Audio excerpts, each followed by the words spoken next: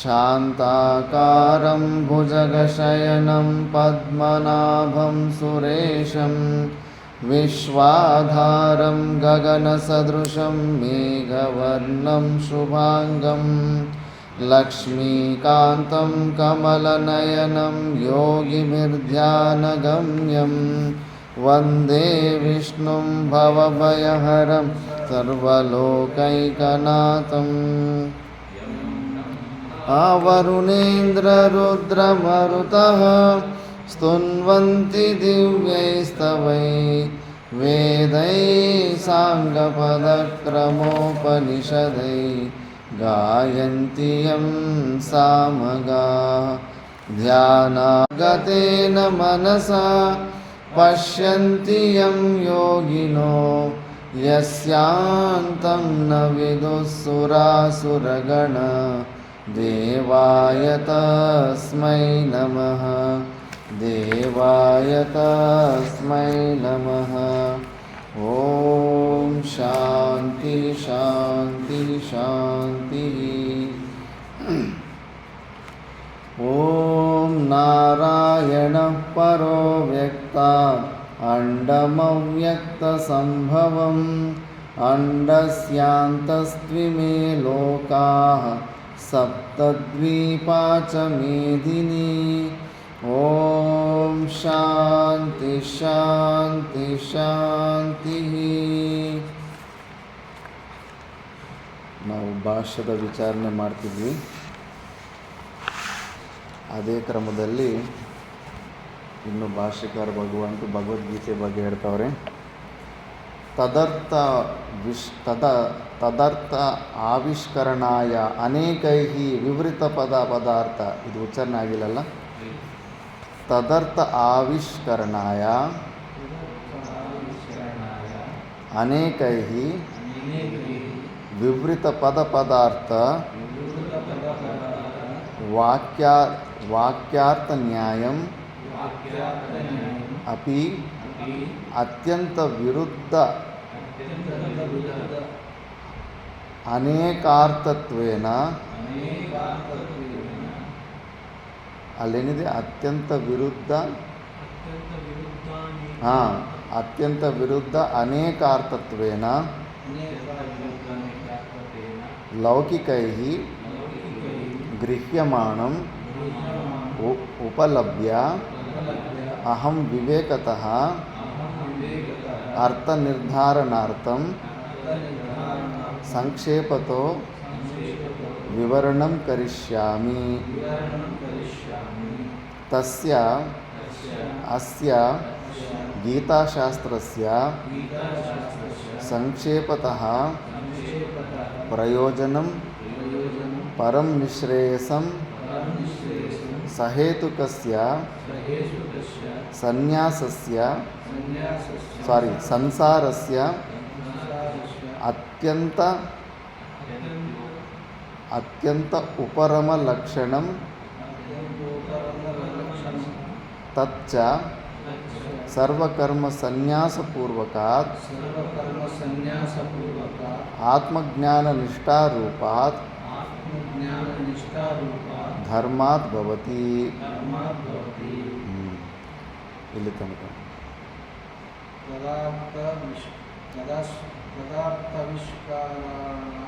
ತದರ್ಥ ಆವಿಷ್ಕರಣಾಯ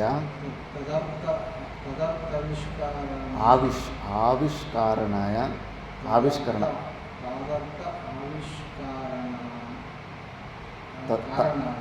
ತದರ್ಥ ಅನ್ನೋದು ಒಂದು ಪದ. ಅದಾದಮೇಲೆ ಆವಿಷ್ಕರಣಾಯ ಆ ದೀರ್ಘ ಇದೆ. ತದರ್ಥ ಆವಿಷ್ಕರಣಾಯ ಅನೇಕೈ ವಿವೃತ ಪದಾರ್ಥ ವಾಕ್ಯಾರ್ಥ ನ್ಯಾಯಂ ಅಪಿ ಅತ್ಯಂತ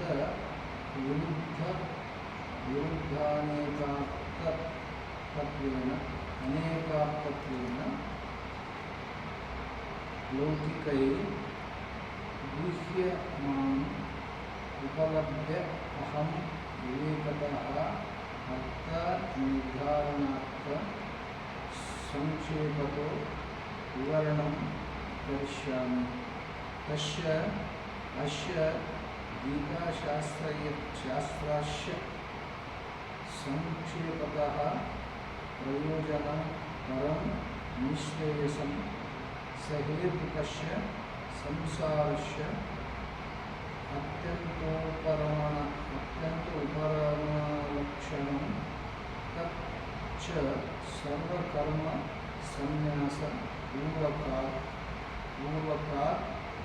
आत्मज्ञाननिष्ठारूपात् धर्मात् भवति।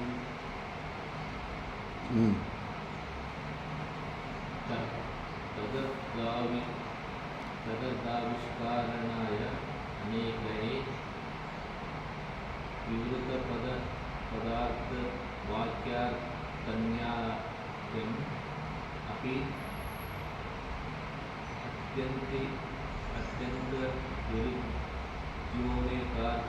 विरुद्धानेकार्थत्वेन लौकिके गृह्यमानम् उपलभ्य अहं विवेकतः अर्थनिर्धारणार्थ संक्षेपतो विवरणं करिष्यामि। अस्य गीताशास्त्रस्य संक्षेपतः प्रयोजनं परं निःश्रेयसं सहेतुकस्य संसारस्य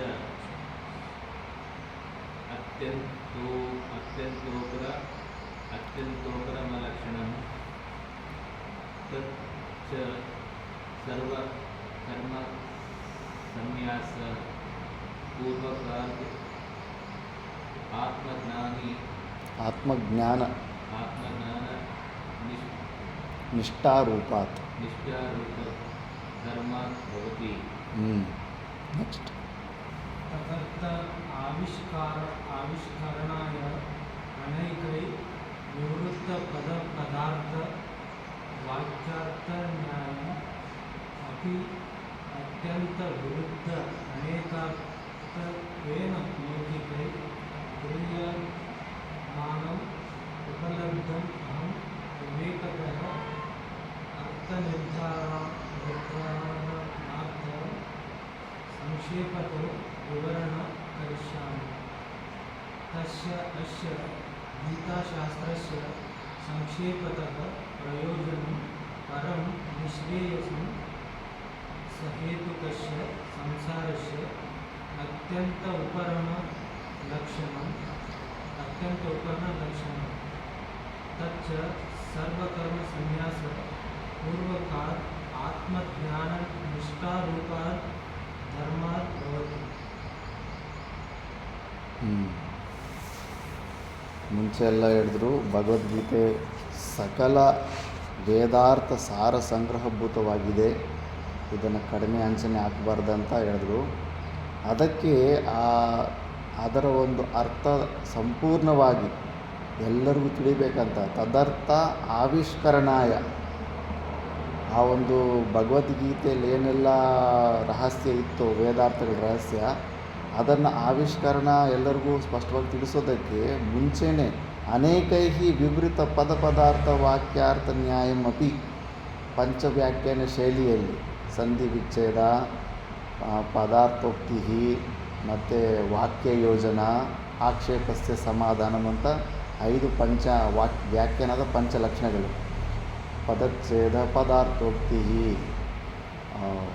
ಮತ್ತು ಪದಾರ್ಥಸ್ಯ ಯೋಜನ ಮತ್ತು ಆಕ್ಷೇಪಸ್ಯ ಸಮಾಧಾನ ಅಂದರೆ ಸಮಾಸಗಳನ್ನು ಫಸ್ಟು ಸಂಧಿ ವಿಚ್ಛೇದ ಮಾಡೋದೊಂದು, ಸಂಧಿ ವಿಚ್ಛೇದ ಮಾಡಿದ ಮೇಲೆ ಒಂದೊಂದು ಇಂಡಿವಿಜುವಲ್ ಪದದ ಅರ್ಥನ ತಿಳಿದುಕೊಳ್ಳೋದು, ಮತ್ತು ವಾಕ್ಯ ಯೋಜನ ಹಿಂದು ಮುಂದೆಲ್ಲ ಇರ್ತದೆ, ಅದನ್ನೆಲ್ಲ ಸರಿ ಮಾಡಿಸ್ಕೊಂಡು ಸಮಾಸಗಳನ್ನು ಬಿಡಿಸಿ ಅರ್ಥ ಮಾಡಿಕೊಂಡು, ಮತ್ತು ಆಕ್ಷೇಪಸ್ಯ ಸಮಾಧಾನ ಪೂರ್ವಪಕ್ಷಿ ರೂಪದಲ್ಲಿ ಪ್ರಶ್ನೆ ಅವರೇ ಕೊಟ್ಟುಬಿಟ್ಟು ಮತ್ತು ಅವರೇ ಅದಕ್ಕೆ ಸಮಾಧಾನ ಕೊಡೋದು, ಇದು ವ್ಯಾಖ್ಯಾನದ ಶೈಲಿ, ಪಂಚ ವ್ಯಾಖ್ಯಾನ ಶೈಲಿ ಅಂದ್ಬಿಟ್ಟು ಆ ಶ್ಲೋಕ ಒಂದಿದೆ, ಮತ್ತು ಬರೆಸ್ತೀನಿ ಅದು. ಈ ಥರ ಈ ಶೈಲಿನಲ್ಲಿ ಭಗವದ್ಗೀತೆ ಮೇಲ್ಗಡೆ ಎಷ್ಟೋ ಜನ ವ್ಯಾಖ್ಯಾನ ಮಾಡಿದರು ಮುಂಚೆ ಕೂಡ. ಭಾಷೆಕಾರ ಭಗವಾನರು ಭಾಷೆ ಬರೋಕ್ಕೆ ಮುಂಚೆ ಎಷ್ಟೋ ಜನ ವ್ಯಾಖ್ಯಾನ ಮಾಡಿದರು. ಆದರೂ ಕೂಡ ಅಪಿ ಅತ್ಯಂತ ವಿರುದ್ಧ ಅನೇಕಾರ್ಥತ್ವೇನ, ಮತ್ತು ಎಲ್ಲ ಒಂದರಿಗೊಂದು ವಿರುದ್ಧವಾದ ಅರ್ಥಗಳು, ಒಬ್ಬೊಬ್ಬೊಂದು ಒಂದೊಂದು ಒಪಿನಿಯನ್. ಅವ್ರು ಬರೆದಿರೋ ಭಗವದ್ಗೀತೆಗೂ ಈಗ ಬರುತ್ತೆ ನೋಡಿದ್ರೆಗನ ಫುಲ್ ಡಿಫ್ರೆನ್ಸ್ ಬರುತ್ತೆ. ಈಗಲೂ ಇದ್ದಾವೆ, ಈಗಲೂ ಸುಮಾರು ದ್ವೈತಿಗಳದ್ದು ಅದ್ವೈತಿಗಳದ್ದು ಭಗವದ್ಗೀತೆ ಪಕ್ಕದಲ್ಲಿ ಇಟ್ಕೊಂಡ್ರೆ ಫುಲ್ ಅರ್ಥ. ಮಹಾಭಾರತ ಪುಸ್ತಕ ಅಲ್ಲಿ ತರಿಸ್ಬೇಕಾದ್ರೆ ವೇದಾಂತ ಪುಸ್ತಕದಲ್ಲಿ ಫಸ್ಟೇ ಕೇಳಿದೆ ನೀವು ಸಂಪ್ರದಾಯ ಯಾವುದು ಅಂತ ಹೇಳ್ಬಿಟ್ಟು ಅದಕ್ಕೆ ಅನುಕೂಲವಾದ ಪುಸ್ತಕನೇ ಕಳಿಸಿದ್ದಾನೆ. ಯಾಕಂದರೆ ಬೇರೆ ಸಂಪ್ರದಾಯಗಳಿರ್ತವೆ, ದ್ವೈತವನ್ನೇ ಹೆಚ್ಚು ಪ್ರತಿಪಾದನೆ ಮಾಡಿ ಜಗತ್ಸತ್ಯದ ಬುದ್ಧಿ ಕಡೆನೇ ಆ ಕಡೆನೇ ಒಳಿಯೋರು ಜಿದ್ದೀಪನ್ ಅಂತಾರಲ್ಲ, ಅವರೆಲ್ಲ ಅವ್ರಿಗೆ ಅನುಕೂಲವಾಗಿ ಎಲ್ಲ ಟೀಕಾ ಬರ್ಕೊಂಡ್ಬಿಡ್ತಾರೆ. ಯಾಕಂದರೆ ಅವ್ರಿಗೆ ಗೊತ್ತು, ಓದೋ ಮೂರ್ಖರಿಗೆ ವ್ಯಾಕರಣದ ಜ್ಞಾನ ಇರೋದಿಲ್ಲ, ನಾವು ಕನ್ನಡದಲ್ಲಿ ಏನು ಬರ್ತೀವೋ ಅದನ್ನೇ ಓದಿಕೊಂಡು ನಿರ್ಧಾರ ಮಾಡ್ಕೊಂಡ್ಬಿಡ್ತಾರೆ ಅಂತ ಚೆನ್ನಾಗಿ ಗೊತ್ತು. ಅದಕ್ಕೆ ಅವ್ರು ಆ ಸಾಹಸ ಮಾಡ್ತಾರೆ. ಇಲ್ಲಾಂದರೆ ವ್ಯಾಕರಣಶಾಸ್ತ್ರ ಗೊತ್ತಿರೋನಿಗೆ ಯಾರೂ ಕಿವಿಯಲ್ಲಿ ಹೂ ಇಡೋದಕ್ಕಾಗೋದಿಲ್ಲ, ಅಲ್ಲಿ ಪದಾರ್ಥಗಳ ಅರ್ಥ ಗೊತ್ತಾಗ್ಬಿಡುತ್ತೆ. ಆದ್ದರಿಂದ ಭಗವದ್ಗೀತೆಗೆ ಆವಾಗಲೂ ಕೂಡ ಸುಮಾರು ಜನ ಬರೆದಿದ್ರು, ಬಟ್ ಭಯಂಕರವಾಗಿ ವಿರುದ್ಧವಾಗಿ ಇಷ್ಟ ಬಂದಂಗೆಲ್ಲ ಬರೆದಿರ್ತಾರೆ. ಅದನ್ನು ನೋಡಿಬಿಟ್ಟು ಲೌಕಿಕೈ ಗೃಹ್ಯಮಾನಂ ಉಪಲಭ್ಯ ಅಹಂ ವಿವೇಕತಃ ಅರ್ಥ ನಿರ್ಧಾರಣಾರ್ಥಂ, ಅದಕ್ಕೆ ನಾನು ವಿವೇಕಪೂರ್ವಕವಾಗಿ ಅರ್ಥ ನಿರ್ಧಾರಣ ಆಗಲಿ ಅಂತ ಸಂಕ್ಷೇಪತ ವಿವರಣಂ ಕರಿಷ್ಯಾಮಿ ಅಂತ, ಸಂಕ್ಷೇಪವಾಗಿ ಈ ಭಗವದ್ಗೀತೆಗೆ ಒಂದು ಕ್ಲಾರಿಟಿ ಬರಲಿ ಅಂತ ನಾನು ಭಾಷ್ಯ ಬರಿತಾ ಇದ್ದೀನಿ. ಏನೇ ಆಗಲಿ ಭಾಷ್ಯ ಬರೆಯೋದಕ್ಕೆ ಮುಂಚೆ, ಟೀಕಾ ಬರೆಯೋದಕ್ಕೆ ಮುಂಚೆ, ಟಿಪ್ಪಣಿ ಬರೆಯೋದಕ್ಕೆ ಮುಂಚೆ, ಪುಸ್ತಕಗಳು ಬರೆಯೋದಕ್ಕೆ ಮುಂಚೆ ನಿನ್ನ ಹತ್ರ ಒಂದು ರೀಸನಿಂಗ್ ಇರಬೇಕು. ಆ ರೀಸನಿಂಗಿಗೆ ವ್ಯಾಲಿಡ್ ಇಲ್ಲ ಅಂದ್ರೆಗಾನ ನೀನು ನಿನ್ನ ಕೀರ್ತಿ ಪ್ರತಿಷ್ಠೆಗಳಿಗೋಸ್ಕರ ನೀನು ಬರೀತೆ ಅಂತ ಸಿದ್ಧ ಆಗಿಬಿಡುತ್ತೆ. ನೈಷ್ಕರ್ಮ ಸಿದ್ಧಿ ಗ್ರಂಥ ಬರೆಯಬೇಕು ಮುಂದುಗಡೆ ಪೂರ್ವಪಕ್ಷಿ ಕೇಳಿಬಿಡ್ತಾನೆ, ಏನು ನೀನು ದೊಡ್ಡ ಕುಡಂಗಿನ ನೀನು, ನಿಮ್ಮ ಗುರುಗಳು ಭಾಷೆಕಾರ ಭಗವಾನರು ಬರೆದಿರೋ ಭಾಷೆ ಏನು ಸರಿಯಾಗಿಲ್ಲ ಅಂದ್ಬಿಟ್ಟು ನೀನು ಹೊಸ್ದಾಗಿ ಅದ್ರ ಮೇಲೆ ಹೊಸ್ದಾಗಿ ಟೀಕೆ ಎಲ್ಲ ಹೊಸ ಪುಸ್ತಕಗಳೆಲ್ಲ ಬರೆಯೋಕ್ಕೆ ಹೋಗ್ತಿದ್ಯಾ, ಅಹಂಕಾರ ನಿನಗೆ, ನಿಮ್ಮ ಗುರುಗಳಿಗಿಂತ ನೀನು ಚೆನ್ನಾಗಿ ನೀನು ಬರೆಯೋಷ್ಟು ಸಾಮರ್ಥ್ಯ ಇದೆ ಅಂತನ, ಮಿಕ್ಕಿದವ್ರಿಗೆ ಯಾರಿಗೂ ಆ ಸಾಮರ್ಥ್ಯ ಇಲ್ಲ ಅಂತನ, ಏನು ನಿಮ್ಮ ಗುರುಗಳು ಬರೆದಿದ್ದು ಕಂಪ್ಲೀಟ್ ಅಲ್ವಾ, ಇನ್ಕಂಪ್ಲೀಟ್ ಅದು, ಹಿಂಗೆಲ್ಲ ಪ್ರಶ್ನೆ ಕೇಳ್ತಾರೆ. ಆವಾಗ ಸಮಾಧಾನ ಏನು ಬರುತ್ತೆ ಗೊತ್ತಾ, ಇಲ್ಲಪ್ಪ ಆ ಥರ ಎಲ್ಲ ಅನ್ಕೋಬೇಡ ನೀನು, ನಮ್ಮ ಗುರುಗಳು ನಮಗೆ ಕೊಟ್ಟಿರೋ ಜ್ಞಾನದಿಂದ ಸಂಪೂರ್ಣ ಇಚ್ಛೆಗಳು ನಮಗೆ ಹೊಟ್ಟೋಗ್ಬಿಟ್ಟಿದೆ, ನಮಗೆ ಈ ಪುಸ್ತಕಗಳು ಬರೆದು ಒಳ್ಳೆಯ ಹೆಸರು ತಗೋಬೇಕು ಅನ್ನೋ ಯಾವ ಇಚ್ಛೆಗಳು ಇಲ್ಲ ನಮಗೆ ಅಂತ. ನಮ್ಮ ಗುರುಗಳು ಕೊಟ್ಟ ಜ್ಞಾನದಿಂದ ನಮಗೆ ಅಜ್ಞಾನ ನಷ್ಟ ಆಗಿದೆ. ನಮ್ಮ ಗುರುಗಳೇ ಹೋಮ್ವರ್ಕ್ ಕೊಟ್ಟಿದ್ದಾರೆ, ಅವ್ರು ಹೇಳ್ಕೊಟ್ಟ ಪಾಠ ನಮಗೆ ಎಷ್ಟು ಅರ್ಥ ಆಗಿದೆ ಅಂತ ತಿಳ್ಕೊಳ್ಳೋದಕ್ಕೆ ಟೀಕಾ ಬರೆಯುವ ಕೆಲಸಗಳನ್ನು ಒಬ್ಬೊಬ್ಬರಿಗೆ ಒಂದೊಂದು ಒಪ್ಪಿಸಿದ್ದಾರೆ. ಫಸ್ಟು ಬ್ರಹ್ಮಸೂತ್ರನೇ ಬರಿಗೆ ಅಂತ ಒಪ್ಸಕ್ಕೆ ಬಂದಿದ್ದರು, ಜಗಳ ಆಡಿಬಿಟ್ಟು ಅದು ಪದ್ಮಪಾದಾಚಾರ್ಯರಿಗೆ ಹೋಗ್ಬಿಡ್ತು. ಅದಕ್ಕೆ ಇವ್ರಿಗೆ ನೀನು ನೈಷ್ಕರ್ಮ್ಯ ಸಿದ್ಧಿ ಪುಸ್ತಕ ಬರಿ ಅಂತ ಇವ್ರಿಗೆ ಈ ಹೋಮ್ವರ್ಕ್ ಕೊಡ್ತಾರೆ. ಮತ್ತು ಬೃಹದಾರಣ್ಯಕ ಉಪನಿಷದ ಮೇಲೆ ವಾರ್ತಿಕ ಬರಿ ಅಂತ ಅಂತಾರೆ. ಇನ್ನು ವಾರ್ತಿಕ ಅದು ಟಾಪ್ ಲೆವೆಲಲ್ಲಿದೆ. ವೇದಾಂತ ವಿಚಾರದಲ್ಲಿ ಈಗ ಟಾಪ್ ಲೆವೆಲಲ್ಲಿ ಸುರೇಶ್ವರಾಚಾರ್ಯರಿದ್ದಾರೆ. ಅವರು ವಾರ್ತಿಕ ಬೃಹದಾರಣ್ಯಕ ಉಪನಿಷದ ಮೇಲೆ ಬರೆದಿರೋ ವಾರ್ತಿಕ ಟಾಪ್ ಲೆವೆಲ್, ಹೈ ಲೆವೆಲ್. ಅದನ್ನು ತಿಳ್ಕೊಂಡ ಮೇಲೆ ಇನ್ನೇನು ಹೊರಗಡೆ ಎಲ್ಲಿತ್ತು. ಇವರು ಶಿವಪುತ್ರ ಸ್ವಾಮೀಜಿಗಳು ಕಂಪ್ಲೀಟು ಆ ವಾರ್ತಿಕನೇ ಇಳಿಸ್ಬಿಟ್ಟರು. ಅದಕ್ಕೆ ಅದು ಒಂದು ಸ್ಟ್ಯಾಂಡರ್ಡ್ ಆಗಿರೋದು. ಕಂಪ್ಲೀಟ್ ಸಂಪೂರ್ಣ ಉಪನಿಷತ್ತುಗಳ ಸಾರ ಒಂದು ಉಪನಿಷತ್ತಲ್ಲೇ ಬಂದ್ಬಿಡುತ್ತೆ ಅವ್ರ ವಾರ್ತಿಕ ಹೋದರೆ. ಮತ್ತೂರು ಸ್ವಾಮೀಜಿ ಅಂತ ಆವಾಗ ಹೇಳ್ತಿರ್ತೀನಲ್ಲ, ಅವರು ಅಷ್ಟೇ ವಾರ್ತಿಕನ ಹೋದ್ಮೇಲೆ ಹಂಗೆ ಆಗಿದ್ದವರು ಆ ಸ್ಥಿತಿಗೆ. ಇನ್ನು ಆ ಥರ ಪುಸ್ತಕ ಬರೋದಕ್ಕೆ ಅಂತ ವ್ಯಾಲಿಡ್ ರೀಸನ್ ಕೊಡ್ತಾನೆ. ಈಗ ಇಷ್ಟೊಂದೆಲ್ಲ ಪುಸ್ತಕಗಳು ಯಾರಂದರೆ ಅವ್ರ ಆಶ್ರಮದ ಹೆಸರು, ಅವ್ರ ಹೆಸರು ಏನೆಲ್ಲ ಹಾಕ್ಕೊಂಡು ಪುಸ್ತಕಗಳು ಪ್ರಿಂಟ್ ಮಾಡ್ತಾರೆ. ಇನ್ನೂ ಏನೋ ಒಂದು ಹೆಚ್ಚು ಕಡಿಮೆ ಮಾಡಿಬಿಡ್ತಾರೆ. ಒಂದು ಪದನ ಆ ಪದ ಈ ಪದ ತೆಗೆದು ಅಲ್ಲಿ ತೆಗೆದು ಇದು ಮಾಡಿಬಿಡ್ತಾರೆ. ಏನಕ್ಕೆ ಅವ್ರ ಪುಸ್ತಕಗಳು ಏನಕ್ಕೆ ಬರೆದ್ರು ಒಂದು ಕಾರಣ ಹೇಳೋಕ್ಕಾಗುತ್ತಾ? ಏನು ಕಾರಣ ಹೇಳ್ತಾರೆ? ಏನು ಕಾರಣ ಹೇಳೋಕ್ಕಾಗುತ್ತೆ ಅವ್ರಿಗೆ? ಸುರೇಶ್ವರ ಅವ್ರಿಗೆ ಸ್ಪಷ್ಟತೆಗೋಸ್ಕರ ಟೀಕಾ ಆಗೋದು, ಭಾಷೆ ಆಗೋಯಿತು, ಟೀಕಾಗಳಾಗೋಯಿತು. ಇನ್ನು ಏನೊಂದು ಕಾರಣ ಹೇಳೋಕ್ಕಾಗುತ್ತೆ? ಯೋಚನೆ ಮಾಡಬೇಕು. ಏನಾದರೂ ಒಂದು ಕಾರ್ಯ ಮಾಡೋದಕ್ಕೆ ಮತ್ತು ನಿಮ್ಗೇನು ನಿಮ್ಮ ಗುರುಗಳು ಏನಾದರೂ ಆಜ್ಞೆ ಕೊಟ್ಟಿದ್ದೀರಾ ಬರೀ ಅಂತ ಏನಾದರೂ ಆಜ್ಞೆ ಕೊಟ್ಟಿದ್ದೀರಾ? ಅವ್ರು ಆಜ್ಞೆ ಕೊಟ್ಟಿದ್ರೇನು ಓಕೆ, ಗುರುಗಳ ಹೇಳಿದ ಮಾತ್ರ ನಾನು ಮಾಡ್ತಾಯಿದ್ದೀನಿ ಅಂತ. ಅದಲ್ಲದಿರೋ ನಿಂಗೆ ಹೊಸ್ದಾಗಿ ಏನಾದರೂ ಬರ್ತಾಯಿದ್ರೆ ಅದು ನಿನ್ನ ಇಚ್ಛೆ. ನಿನ್ನ ಹತ್ರ ಏನು ಬದನೇಕಾಯಿ ಜ್ಞಾನ ಇದೆ, ನಿನ್ನ ಹತ್ರ ವೇದಾಂತ ಜ್ಞಾನ ಇಲ್ಲ ಅಂತ. ಅದಿಲ್ಲ ಯಾರಾದರೂ ಭಕ್ತರು ರಿಕ್ವೆಸ್ಟ್ ಮಾಡ್ಕೊಂಡವರ ಇಲ್ಲ ನಮ್ಮ ಸಲುವಾಗಿ. ಈಗ ಕೈಲಾಸ ಆಶ್ರಮದಲ್ಲಿ ಬುಕ್ ಸ್ಟಾಲ್ಗೆ ಪರ್ಮಿಷನ್ ಇರಲಿಲ್ಲ. ಯಾಕಂದರೆ ಸನ್ಯಾಸಿಗಳದ್ದು ನಿಯಮಗಳಿರ್ತಾವೆ. ಯತಿ ಧರ್ಮ ಸಂಗ್ರಹ ಹೋದ್ರೆಗನ ವ್ಯಾಪಾರ ಮಾಡೋಂಗೆ ಇಲ್ಲವೇ ಇಲ್ಲ, ವಾಣಿಜ್ಯ ಕೆಲಸ ಮಾಡೋಂಗೆ ಇಲ್ಲ. ರೊಕ್ಕದಿಂದ ಏನು ಅಂಗಡಿಯಲ್ಲಿ ಕೊಂಡ್ಕೊಡೋ ಅಧಿಕಾರವೂ ಇಲ್ಲ ನಮಗೆ. ರೊಕ್ಕ ಪರಿಗ್ರಹನೇ ಇಲ್ಲ. ಎಲ್ಲ ದೇಶ ಕಾಲ ಪರಿಸ್ಥಿತಿಗಳಿಂದ ಅವೆಲ್ಲ ರೊಕ್ಕ ಪರಿಗ್ರಹ ಮಾಡೋ ಆ ಪರಿಸ್ಥಿತಿ ಬಂದುಬಿಟ್ಟಿದೆ ಅಷ್ಟೇ ಹೊರತು ಕೇವಲ ಭಿಕ್ಷಾಟನೆಯಿಂದನೇ ಜೀವನ ನಡೆಸಬೇಕಾಗಿತ್ತು. ಒಂದು ಅದು ಚೇರಲ್ಲಿ ಕೂತ್ಕೋಪ, ಸ್ಪೈನಲ್ ಇಂಜುರಿ ಇದೆ ಅಲ್ಲ, ಕೂತ್ಕೊಳ್ತೀವಿ. ಹಾಂ, ಬನ್ನಿ. ಮತ್ತು ಆ ಥರ ಸನ್ಯಾಸಿ ಧರ್ಮದಲ್ಲಿ ಅದರ ರೊಕ್ಕ ಅನ್ನೋ ಟಚ್ಚೇ ಮಾಡೋಂಗಿಲ್ಲ. ಏನಾದರೂ ಬೇಕಂದ್ರೆ ಪುಸ್ತಕ ಬೇಕಂದ್ರು, ವಸ್ತ್ರ ಬೇಕಂದ್ರು ಭಿಕ್ಷೆ ಬೇಡಿಕೊಂಡೇ ತಗೋಬೇಕಾದ ಪರಿಸ್ಥಿತಿ ಇರುತ್ತೆ. ಮತ್ತು ಅದಕ್ಕೆ ಬುಕ್ ಸ್ಟಾಲ್ಗೆ ಪರ್ಮಿಷನ್ನೇ ಕೊಡಲಿಲ್ಲ ಅಲ್ಲಿ. ಯಾಕಂದರೆ ಸನ್ಯಾಸಿಗಳು ಬಿಸ್ನೆಸ್ ಮಾಡಬಾರ್ದು ಅಂದ್ಬಿಟ್ಟು. ಈ ಹೊಲ ಗದ್ದೆಗಳಲ್ಲಿ ವ್ಯವಸಾಯ ಮಾಡ್ಕೊಂಡು ತಿಂತಾರಲ್ಲ, ಅದು ಕೂಡ ಸನ್ಯಾಸ ಧರ್ಮ ಅಲ್ಲ. ಕೇವಲ ಭಿಕ್ಷಾಟನೆಯಿಂದ ಬರೋ ಅನ್ನೋದಕ್ಕೆ ಅದೇ ಶುದ್ಧ ಅನ್ನ. ಅಂಥ ಅನ್ನದಿಂದ ನಾವು ಸಾಧನೆ ಮಾಡಿದ್ರೆ ಮನಸ್ಸು ವಿಕಾರ ಹೊಂದಿದ್ದೀರ, ಜ್ಞಾನ ಅಂಟುತ್ತೆ ನಮಗೆ. ಇಷ್ಟೆಲ್ಲ ಇರುತ್ತೆ. ಮತ್ತು ಅವರು ಭಕ್ತರೆಲ್ಲ ಒಂದೇ ರಿಕ್ವೆಸ್ಟ್ ಮಾಡಿಕೊಂಡ್ರು. ಸ್ವಾಮೀಜಿ ಅವರು ಫೂಟ್ ನೋಟ್ಸ್ ಬರೀತಾರೆ. ಭಗವದ್ಗೀತೆ ಪುಸ್ತಕದಲ್ಲಿ ಕೆಳಗಡೆ ಇರುತ್ತೆ, ಕೈಲಾಸಾಶ್ರಮ ಪುಸ್ತಕದಲ್ಲಿ. ಆ ಫೂಟ್ ನೋಟ್ಸು ಭಾಷ್ಯನ ಅರ್ಥ ಆಗಲಿಲ್ಲ ಅಂತ ಆನಂದಗಿರಿ ಟೀಕಾದಲ್ಲಿ ಸ್ಪೆಸಿಫಿಕೇಷನ್ ಕೊಟ್ಟಿದ್ದಾರೆ. ಬಟ್ ಆ ಟೀಕಾದಲ್ಲಿ ಇರೋ ಶಬ್ದಗಳು ಕೂಡ ನಮ್ಮಂಥವ್ರಿಗೆ ಅರ್ಥ ಆಗೋದಿಲ್ಲ. ವ್ಯಾಕರಣದಲ್ಲಿ ನಮಗೆ ಅಷ್ಟೊಂದು ಪಟ್ಟು ಇಲ್ಲ. ಅವರೆಲ್ಲ 4 ವೇದಗಳು ಪುರಾಣಗಳು ತಿಳಿದಿರೋಂಥವ್ರು, ಆನಂದಗಿರಿ ಆಗಲಿ ಯಾರೇ ಆಗಲಿ, ಅವ್ರು ಡೈರೆಕ್ಟಾಗಿ ಅಲ್ಲಿಂದ ಬಳಸ್ಬಿಡ್ತಾರೆ. ಆ ಪುರಾಣ ನಾವು ಓದೇ ಇರೋದಿಲ್ಲ. ಅಲ್ಲಿ ಯಾವ ಪುರಾಣದಲ್ಲಿ ಎಲ್ಲಿ ಬಂದಿದೆಯೋ ಆ ವಿಷಯ ಅನ್ನೋದು ಗೊತ್ತಿರಲ್ಲ. ಅವನ್ನೆಲ್ಲ ಫೂಟ್ ನೋಟ್ಸಲ್ಲೆಲ್ಲ ಬರೆದುಬಿಟ್ಟು ಫುಲ್ಲು ಡೀಟೇಲ್ಸ್ ಕೊಟ್ಟಿದ್ದಾರೆ. ನನಗೆ ಆಶ್ಚರ್ಯ ಆಯಿತು. ಒಂದು ಸತಿ ನಾನು ಅಲ್ಲಿ ಕೈಲಾಸಾಶ್ರಮದಿದ್ದಾಗ ಶೃಂಗೇರಿ ಮಠದಿಂದ ಫೋನ್ ಬಂದು ಅಲ್ಲಿಂದ ಬುಕ್ಸ್ ಎಲ್ಲ ಆರ್ಡ್ರ್ ಮಾಡಿ ಅಲ್ಲಿ ಅವರ ಲೈಬ್ರರಿಗೆ ಒಂದು 10 ಸೆಟ್ಟನ್ನು ತೊಗೊಂಡ್ರು. ನಾನು ಕೇಳಿದೆ, ಎಲ್ಲರೂ ಶೃಂಗೇರಿ ಮಠದ ಹತ್ರ ಬರ್ತಾರಲ್ಲ, ಏನಾದರೂ ರೆಫರೆನ್ಸ್ ಬೇಕಂದ್ರೆ, ಪುಸ್ತಕ ಬೇಕಂದ್ರೆ ನೀವು ಇಲ್ಲಿಂದ ಏನಕ್ಕೆ ಪುಸ್ತಕ ತಗೊಳ್ತೀರಿ ಅಂತ ಕೇಳಿದೆ. ಇಲ್ಲ ಬಡೆ ಮಹಾರಾಜ್ ಅವ್ರದ್ದು ಟಿಪ್ಪಣಿ ಇದೆಲ್ಲ ಫೂಟ್ ನೋಟ್ಸು, ಅದು ಎಲ್ಲೂ ಸಿಗೋದಿಲ್ಲ, ಪ್ರಪಂಚದಲ್ಲಿ ಎಲ್ಲೂ ಇಲ್ಲ, ಕೇವಲ ಕೈಲಾಸಾಶ್ರಮದಲ್ಲಿ ಸಿಗುತ್ತೆ. ಆ ಫೂಟ್ ನೋಟ್ಸ್ ಸಲುವಾಗಿ ತುಂಬ ಈಸಿ ಆಗುತ್ತೆ. ಡೀಪಾಗಿ ಓದಿರೋರ್ಗೆ ಗೊತ್ತಾಗುತ್ತೆ ಅವರಂದರೆ ಏನು ಅಂದ್ಬಿಟ್ಟು. ಅದೊಂದು ಕಾರಣ. ಆವಾಗ ಭಕ್ತರಂದ್ರಂತೆ, ನಿಮ್ಮ ಫೂಟ್ ನೋಟ್ಸ್ ಮತ್ತು ಹಂಗೆ ಯಾರಿಗೂ ಸಿಗದಿರೋ ಹೊಟ್ಟೋಗ್ಬಿಡುತ್ತೆ, ಅದ್ರ ಸಲುವಾಗಿ ಆದರೂ ನೀವು ಒಪ್ಕೋಬೇಕು ಅಂದರೆ ಸರಿ, ಒಂದು condition, no profit no loss. ಈ ಥರ ಏನಾದರೂ ನೀವು ಮಾಡೋಂಗಿದ್ರೆ ಮಾಡಿ. ಒಂದು ವೇಳೆ ಯಾರಾದರೂ ಹೆಚ್ಚು ಡೊನೇಷನ್ ಬಂದರೆ ಪುಸ್ತಕಗಳನ್ನು ಫ್ರೀಯಾಗಿ ಕೊಡಬೇಕು. ಆಶ್ರಮದಿಂದ ಏನು ಮಾರೋಂಗಿಲ್ಲ. ಮಾರದಂತೆಗೇನು ಮುಗಿದೋಯ್ತು. ಮತ್ತು ಅದು ಆಶ್ರಮದಲ್ಲಿ ಅದು ಬಿಸ್ನೆಸ್ ಅಂಗಡಿ ಥರ ಆಗಿಬಿಡುತ್ತೆ ಅಷ್ಟೇ. ಅಷ್ಟು ನಿಯಮಗಳಿರ್ತವೆ. ಇನ್ನು ದೇಶ ಕಾಲ ಪರಿಸ್ಥಿತಿಗಳಿಂದ ಇವೆಲ್ಲ ಆಶ್ರಮಗಳಿಗೂ ಸ್ವಲ್ಪ ಜಮೀನು ಮಠಗಳು ಅವೆಲ್ಲ ನಾವು ಆ ಥರ ಮಾಡಬೇಕಾದ ಪರಿಸ್ಥಿತಿ ಬಂದಿದೆ ಹೊರತು ಶುದ್ಧವಾದ ಸನ್ಯಾಸಿ ಜೀವನ ಆದ್ರೆಗನ ಇವೆಲ್ಲ ಬ್ಯಾನ್ ಇದೆ. ಎಲ್ಲ ವಿರುದ್ಧನೇ, ಸನ್ಯಾಸ ಧರ್ಮಕ್ಕೆ ವಿರುದ್ಧನೇ ಇವೆಲ್ಲ. ಈ ಥರ ಪುಸ್ತಕಗಳು ಬರೆಯೋದಕ್ಕೆ ಯಾವುದಕ್ಕೆ ಆಗಲಿ ಒಂದು ವ್ಯಾಲಿಡ್ ರೀಸನ್ ಇರಬೇಕು. ಸುಮ್ಮನೆ ಜಗತ್ತಲ್ಲಿ ಕೀರ್ತಿ ಪ್ರತಿಷ್ಠೆಗಳು ಹೊಂದಬೇಕಂತ ಪ್ರವೃತ್ತಿ ಆಗಿಬಿಟ್ಟು ಮನಸ್ಸಿಗೆ ಬಂದದ್ದೆಲ್ಲ ಕಪೋಲ ಕಲ್ಪನೆಗಳೆಲ್ಲ ಬರೆದುಬಿಟ್ಟು ಇನ್ನೊಬ್ಬರ ಜೀವನ ಹಾಳು ಮಾಡಬಾರ್ದು. ಪುಸ್ತಕಗಳು ಅವು ಇವೆಲ್ಲ ಪ್ರಿಂಟ್ ಮಾಡಿಬಿಟ್ಟು ನಿನಗೆ ಕಾನ್ಫಿಡೆಂಟ್ ಇದ್ದು ನಿಮ್ಮ ಗುರುಗಳು ಏನಾದರೂ ಗುರುದಕ್ಷಿಣೆ ಥರ ಏನಾದರೂ ಕೇಳಿದಾರೆ ಅಂದರೆ ಆ ಕೆಲಸ ಮಾಡಬೇಕಷ್ಟೆ. ಆದ್ದರಿಂದ ಭಾಷ್ಯಕಾರ ಭಗವಂತರು ಪುಸ್ತಕ ಬರೆಯೋದಕ್ಕೆ ರೀಸನಿಂಗ್ ಹೇಳ್ತಾ ಇದ್ದಾರೆ.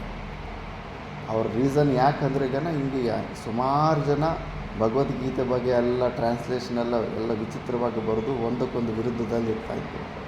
ಹಿಂಗಿದ್ರೆ ಮತ್ತು ಭಗವದ್ಗೀತೆಯನ್ನೆಲ್ಲ ಮಿಸ್ಅಂಡರ್ಸ್ಟ್ಯಾಂಡಿಂಗ್ ಮಾಡ್ಕೊತಾರೆ ಅನ್ನೋ ಒಂದು ರೀಸನ್ನಿಂದ ಅವರು ಈ ಭಾಷೆ ಬರಿಬೇಕಾದ ಪರಿಸ್ಥಿತಿ ಬಂದಿದೆ. ಭಾಷ್ಯಕರವಾಗಿ ಆ ಕಾರಣವನ್ನು ಅವರು ವ್ಯಕ್ತ ಮಾಡ್ತವ್ರೆ. ಮತ್ತು ತಸ್ಯ ಅಸ್ಯ ಗೀತಾಶಾಸ್ತ್ರಸ್ಯ ಸಂಕ್ಷೇಪತಃ ಪ್ರಯೋಜನಂ ಪರ ನಿಶ್ರೇಯಸಂ ಸಹೇತುಕಸ್ಯ ಸಂಸಾರಸ್ಯ ಅತ್ಯಂತ ಉಪರಮ ಲಕ್ಷಣಂ.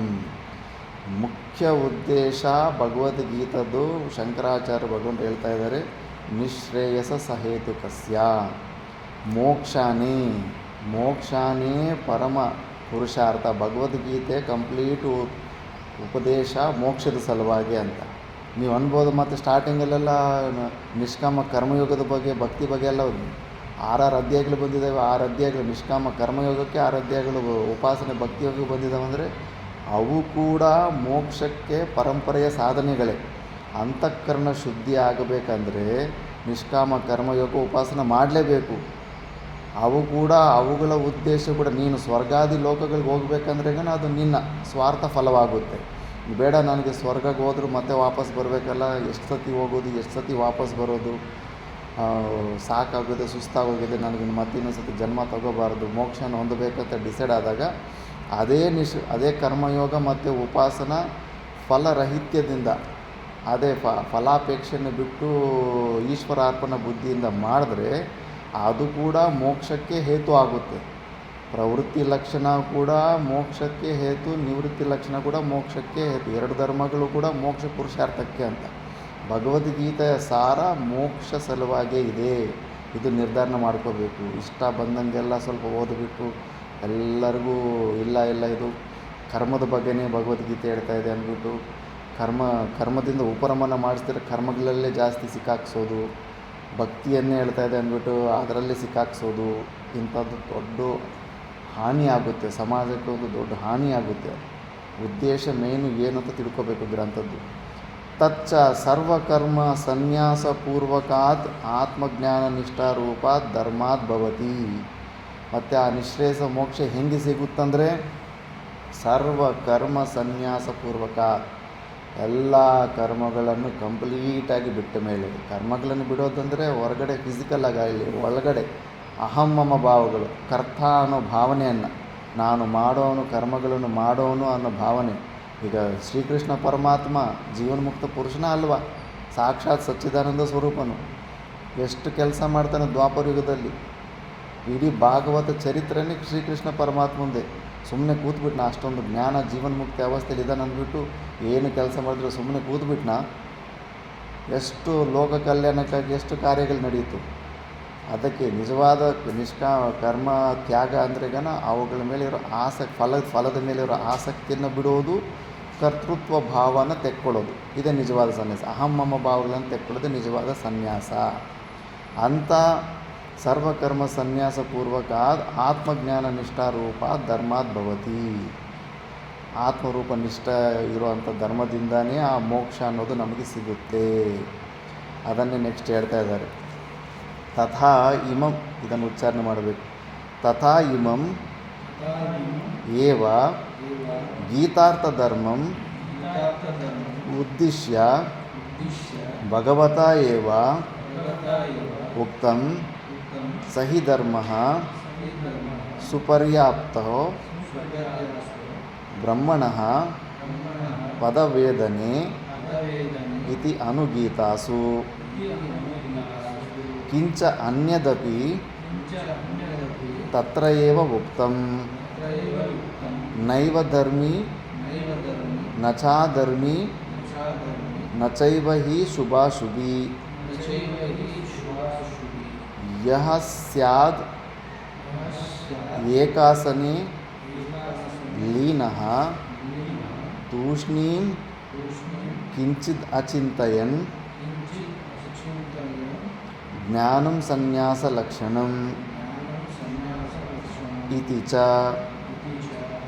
ಇಹ ಅಪಿ ಚ ಅಂತೆ ಉಕ್ತಂ ಅರ್ಜುನಾಯ ಸರ್ವಧರ್ಮಾನ್ ಪರಿತ್ಯಜ್ಯ ಮಾಮೇಕಂ ಶರಣಂ ವ್ರಜ ಇತಿ.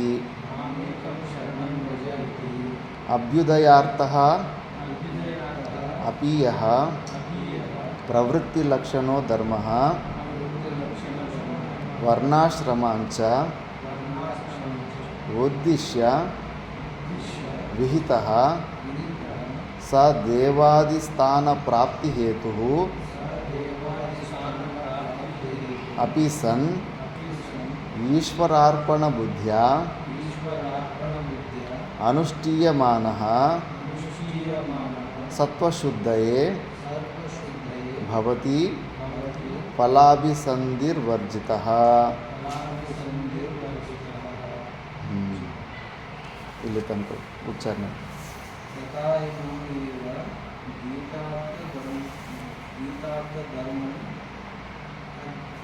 उद्दिश्य भगवता एव उत्तम सही धर्म सुपर्याप्ते ब्रह्मणः पदवेदने इति अनुदीपासु किञ्च अन्यदपि तत्रैव उक्तम् नैव धर्मो न च धर्म न चैव हि शुभाशुभि यः सारेकासने लीनस्तूष्णीं किञ्चित् चिन्तयन् ज्ञानं संन्यासलक्षणम् इति च इह अपि च अन्ये उत्तम अर्जुनाय सर्वधर्मान् परित्यज्य मामेकं शरणं व्रज इति अभ्युदयार्थः अपि यः प्रवृत्तिलक्षणो धर्मः वर्णाश्रमं च उद्दिश्य विदितः स देवादि स्थानप्राप्तिहेतुः अपि सन्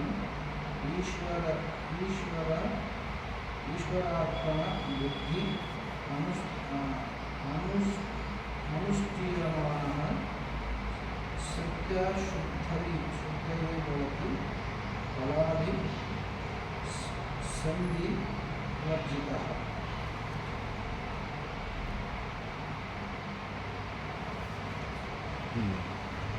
ತಥಾ ಇಮಂ ಪೇಜ್ ನಂಬರ್ 15 ಅಲ್ಲೇ ನೀನು ಬರ್ರಿ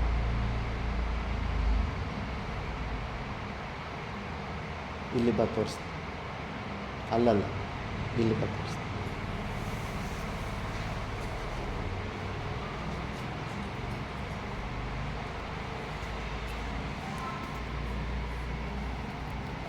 ಪೇಜ್ ನಂಬರ್ 15 ಸಿಗ್ತಾ ಹಾಂ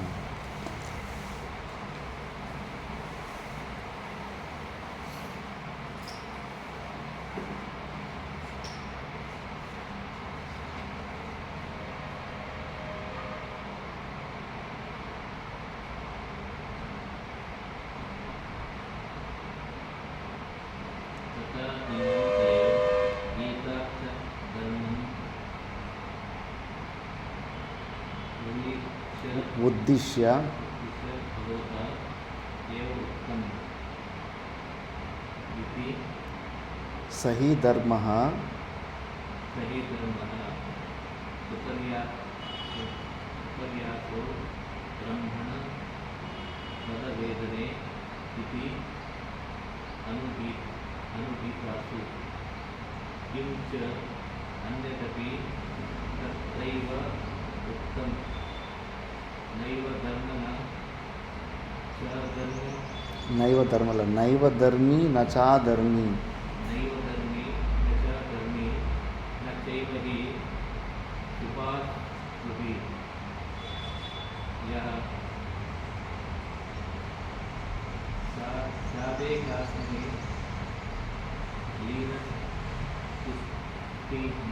लीनतुष्णि ಕಿಂಚಿದ್ ಅಚಿಂತಯನ್ चिन्तयन् ज्ञान सत्यासलक्षणम् इति च इह अपि च अन्ते उक्तम् अर्जुनाय सर्वधर्मान् परित्यज्य मामेकं शरणं व्रज इति ಅಭ್ಯುದಯಾರ್ಥ अभ्युदयार्थ अपि यः पूर्व ಪ್ರವೃತ್ತಿ ಲಕ್ಷಣೋ लक्षणं धर्म वर्णाश्रमान् च उद्दिश्य विहितः स देवादि ಪ್ರಾಪ್ತಿ ಹೇತು स्थानप्राप्तिहेतुः अपि सन्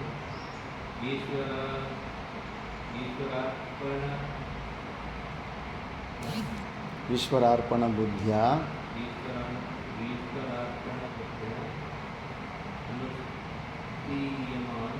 ಅನುಷ್ಠೀಯಮಾನಃ सत्त्वाश्चिदैव विद्यते भवति फलाभि सन्ति लब्धितः ವರ್ಜಿತಃ.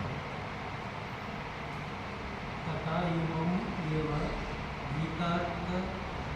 गीतार्थधर्मम् उद्दिश्य भगवता एवम् उक्तं स हि धर्मः सुपर्याप्तो ब्रह्मणः पदभेदेन इति अनुगीतासु किञ्च अन्यदपि तत्रैव उक्तं नैव धर्मी न च धर्मी न चैव हि शुभाशुभी यः स्यात् एकासने लीनस्थ तस्मिन् किञ्चित्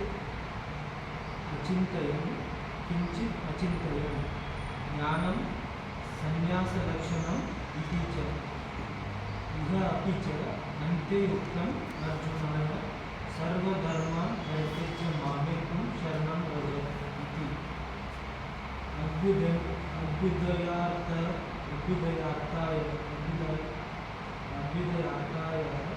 अपि प्रवृत्तिलक्षणो धर्मो वर्णाश्रमान् च उद्दिश्य विहितः स देवादिस्थानप्राप्तिहेतु अपि सन् ईश्वरार्पणबुद्धिर् अनुष्ठीयमानः सत्त्वशुद्धये भवति फलादिसन्धिवर्जितः.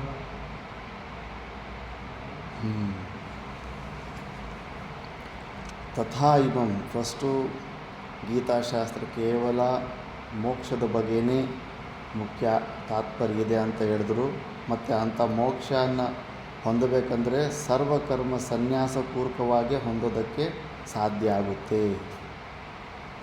ಕರ್ಮಠವಾಗಿ ಕರ್ಮಗಳಲ್ಲಿ ಆಸಕ್ತಿಯಾಗಿ ಕರ್ತೃತ್ವ ಭಾವ ಇದ್ಕೊಂಡು ಆ ಕೆಲಸ ಈ ಕೆಲಸಗಳಲ್ಲಿ ಬ್ಯುಸಿಯಾಗಿದ್ದು ಸಾಧನೆ ಮಾಡಬೇಕಂದ್ರೆ ಆ ಸಮಾಧಿ ನಿರ್ವಿಕಲ್ಪ ಸಮಾಧಿ ಸ್ಥಿತಿ ಆಗೋದಿಲ್ಲ. ಮುಖ್ಯವಾಗಿ ನೀನು ಫಿಸಿಕಲ್ಲಾಗಿ ಶರೀರದಲ್ಲಿ ಏನೇ ಕ್ರಿಯೆಗಳು ಮಾಡ್ತಾ ಇರ್ಬೇಕು, ಆದರೆ ನಿನ್ನೆಲ್ಲ ಕರ್ತೃತ್ವ ಭಾವ ಇಲ್ಲ ಅಂದ್ರೆಗನ ಅದೇ ಅಹಂ ಮಮ ಭಾವಗಳನ್ನು ತಕ್ಕೊಂಬಿಟ್ರೆಗನ ಅದು ನಿಷ್ಕಾಮ ಕರ್ಮಯೋಗ ಆಗಿಬಿಡುತ್ತೆ. ಆವಾಗ ಕರ್ಮ ತ್ಯಾಗ ಆಗುತ್ತೆ. ಆವಾಗ ಅದು ಆ ಕರ್ಮ ಫಲಗಳು ನಿನಗೆ ಮುಟ್ಟೋದಿಲ್ಲ. ಆ ಥರ ಮಾಡಿಕೊಂಡ್ರೇ ನಿನಗೆ ಆತ್ಮನಿಷ್ಠ ಸಿಗುತ್ತೆ ಅಂತ. ಇದಕ್ಕೇನಾದರೂ ಪ್ರಮಾಣ ಇದೆಯಾ ಅಂತ ಡೌಟ್ ಬರುತ್ತೆ. ಇಲ್ಲ, ಇದು ಓನ್ ಒಪಿನಿಯನ್ನ ಅಂದರೆ ತೋರಿಸ್ತಾ ಇದ್ದಾರೆ ಈಗ. ತಥಾ ಇಮಂ ಏವ ಗೀತಾರ್ಥಧರ್ಮಂ ಉದ್ದೇಶ್ಯ ಭಗವತ ಏವಂ ಉಕ್ತಂ ಸಾಕ್ಷಾತ್ ಪರಮಾತ್ಮನೇ ಅನುಗೀತ ಅಂತ ಕೃಷ್ಣ ಅರ್ಜುನನಿಗೆ ಮಹಾಭಾರತ ಯುದ್ಧದ ಮಧ್ಯದಲ್ಲಿ ಏನು ಭಗವದ್ಗೀತೆ ಹೇಳಿದ್ರು ಆವಾಗ ಕೇಳಿದ ಮೇಲೆ ಅದೆಲ್ಲ ಡಿಲೀಟ್ ಆಗಿಬಿಟ್ಟಿರುತ್ತೆ. ಆವಾಗೇನು ನಷ್ಟಮೋಹ ಸ್ಮೃತಿರ್ಲಬ್ಧ ಅಂದಿರ್ತಾನೆ.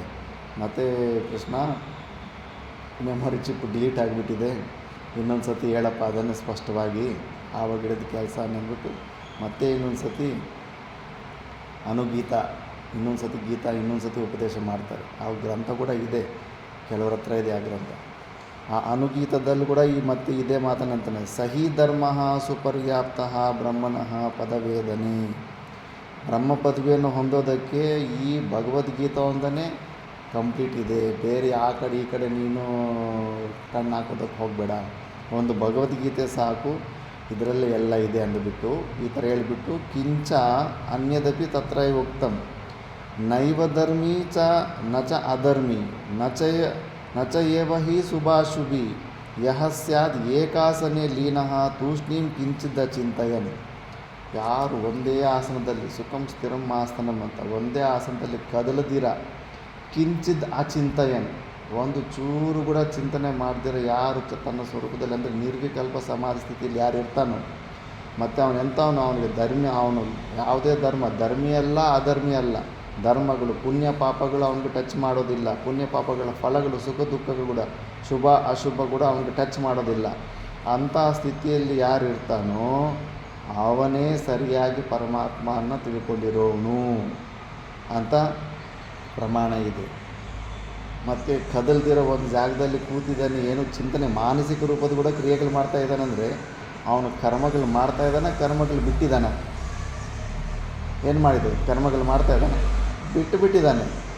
ಕರ್ಮ ತ್ಯಾಗನ ಮಾಡಿದ ಮೇಲೆ ನಿನಗೆ ಅಂಥ ನಿರ್ವಿಕಲ್ಪ ಸಮಾಧಿ ಸ್ಥಿತಿ ಸಿಗೋದು. ಅಲ್ಲಿ ಇಲ್ಲಿ ಪ್ರಪಂಚದ ವಿಷಯದಲ್ಲಿ ಆಸಕ್ತಿಯಿಂದ ಬ್ಯುಸಿ ಇದ್ದರೆ ಪೆಂಡಿಂಗ್ ಲಿಸ್ಟು ಇಷ್ಟು ಉದ್ದ ಇದ್ದು ಅದು ಮಾಡಬೇಕು ಇದು ಮಾಡಬೇಕಂತಿದ್ದಾಗ ನಿನಗೆ ಆ ಸ್ಥಿತಿ ಸಿಗೋದಿಲ್ಲ. ಇದೊಂದು ಪ್ರೂಫ್ ಕೊಟ್ಟು ತೋರಿಸ್ತಾರೆ. ಮತ್ತು ಇನ್ನೊಂದು ಶಾಸ್ತ್ರದಲ್ಲೇ ಇದೆ, ಜ್ಞಾನಂ ಸನ್ಯಾಸ ಲಕ್ಷಣಂ ಅಂತ. ಜ್ಞಾನ ಅನ್ನೋದು ಸನ್ಯಾಸದ ಲಕ್ಷಣ ಅಂತ. ಅಂದರೆ ಸನ್ಯಾಸಿಗೆ ನೀನು ನಿಜವಾದ ಸನ್ಯಾಸಿ ಅಂದರೆ ನಿನಗೆ ಜ್ಞಾನ ಆಗಬೇಕು ಅಂತ. ಜ್ಞಾನ ಇದ್ದವನೇ ನೀನು ಸನ್ಯಾಸಿ ಅಂದ್ಬಿಟ್ಟು. ಹಂಗೆ ರಿವರ್ಸಲ್ಲಿ ಜ್ಞಾನ ಇದ್ದವನೇ ಸನ್ಯಾಸಿ ಆಗಬೇಕಂದ್ರೆ ಜ್ಞಾನಿ ಆಗಿರೋನು ಸನ್ಯಾಸ ಮಾಡಿರಬೇಕು. ಸಕಲ ಸರ್ವ ಕರ್ಮಗಳನ್ನು ಸನ್ಯಾಸ ಮಾಡಿರೋನೇ ಜ್ಞಾನಿಯಾಗಿರ್ತಾನೆ ಅಂತ ಹಿಂಗೆ ಪ್ರೂವ್ ಆಗ್ತಾಯಿದೆ. ಇಷ್ಟೇ ಅಲ್ಲ, ಭಗವದ್ಗೀತೆಯಲ್ಲೇ ಸಾಕ್ಷಾತ್ ಪರಮಾತ್ಮನೇ ಅಂದವನೇ, ಇಹ ಅಪಿಚ ಅಂತೆ ಉಕ್ತಂ ಅರ್ಜುನಾಯ, ಅರ್ಜುನನ ಸಲುವಾಗಿ ಸರ್ವಧರ್ಮಾನ್ ಪರಿತ್ಯಜ್ಯ ಮಾಮೇಕಂ ಶರಣಂ ವ್ರಜ ಅಂತ. ಎಲ್ಲ ಧರ್ಮಗಳನ್ನು ಬಿಟ್ಟು ನನ್ನೊಬ್ಬನೇ ನೀನು ಶರಣಾಗುವಂತೆ. ಪುಣ್ಯ ಆಗಿರ್ಬೋದು, ಪಾಪ ಆಗಿರ್ಬೋದು, ಏನೇ ನಿನ್ನ ರೆಸ್ಪಾನ್ಸಿಬಿಲಿಟಿಗಳಿರ್ತವೆ ಎಲ್ಲವನ್ನು ಬಿಟ್ಟು ಕಂಪ್ಲೀಟಾಗಿ ನನಗೆ ನೀನು ಶರಣಾಗತಿ ಆದಾಗ ಮಾತ್ರ ನೀನು ನನ್ನನ್ನು ಹೊಂದೋದಕ್ಕಾಗುತ್ತೆ ಅಂತ. 2 ಸತಿ ಈ ಶ್ಲೋಕ ರಿಪೀಟ್ ಆಗುತ್ತೆ. ಸರ್ವಧರ್ಮಾನ್ ಪರಿತ್ಯಜ್ಯ ಮಾಮೇಕಂ ಶರಣಂ ಅಂತ 2 ಸತಿ ರಿಪೀಟ್ ಆಗುತ್ತೆ ಭಗವದ್ಗೀತೆಯಲ್ಲಿ ಶ್ಲೋಕ. ಆದ್ದರಿಂದ ಇಷ್ಟೊಂದೆಲ್ಲ ವಿಷಯದಲ್ಲಿ ಗೊತ್ತಾಗುತ್ತೆ. ಸರ್ವಕರ್ಮ ಸನ್ಯಾಸ ಪೂರ್ವಕವಾಗಿ ಜ್ಞಾನ ನಿಷ್ಠೆ ಇದ್ದವನಿಗೆ ಮೋಕ್ಷ ಸಿಗುತ್ತೆ. ಭಗವದ್ಗೀತೆ ಅದರ ಬಗ್ಗೆನೇ ಹೇಳ್ತಾ ಇದೆ.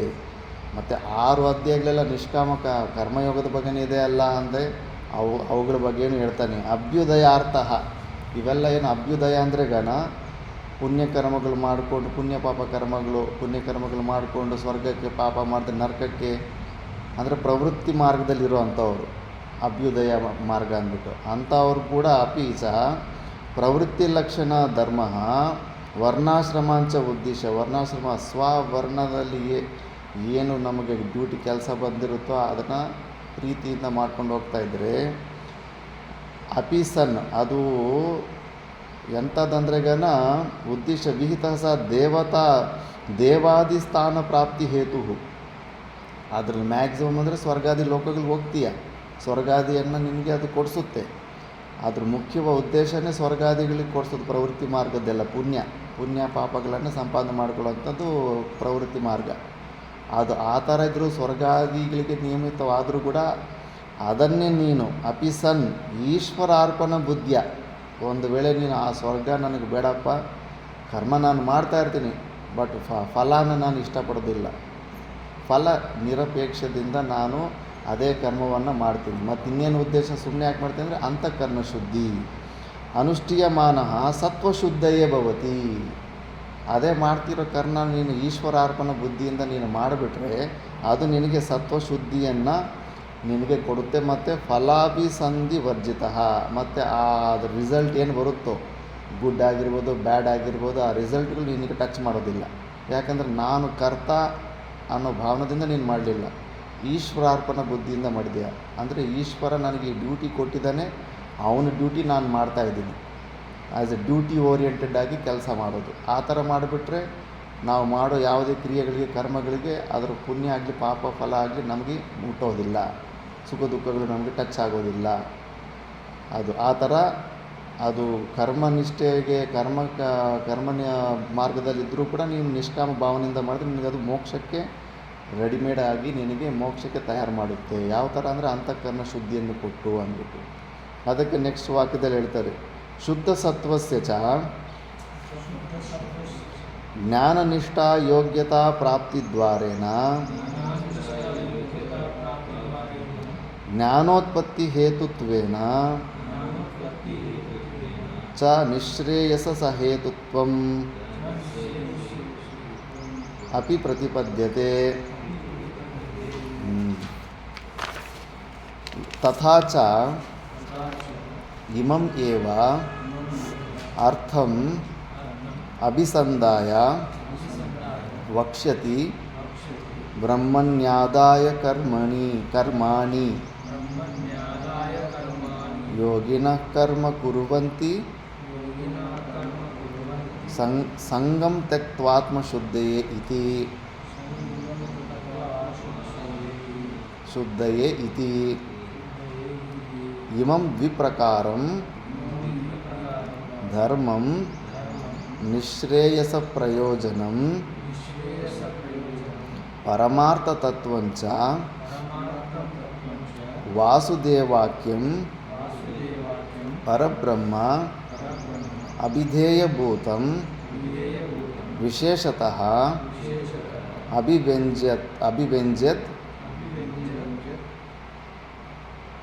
अभिव्यञ्जयद् अभिव्यञ्जयत् विशिष्टप्रयोजनसम्बन्ध विशिष्टप्रयोजनसम्बन्ध अभिधेयवत् अभिधेयवत् गीताशास्त्रम् गीताशास्त्रं यतः यतः तदर्थे तदर्थे विज्ञाते विज्ञाते समस्तपुरुषार्थसिद्धिः समस्तपुरुषार्थसिद्धिः अतः अतः तद्विवरणे तद्विवरणे यत्नः क्रियते मया.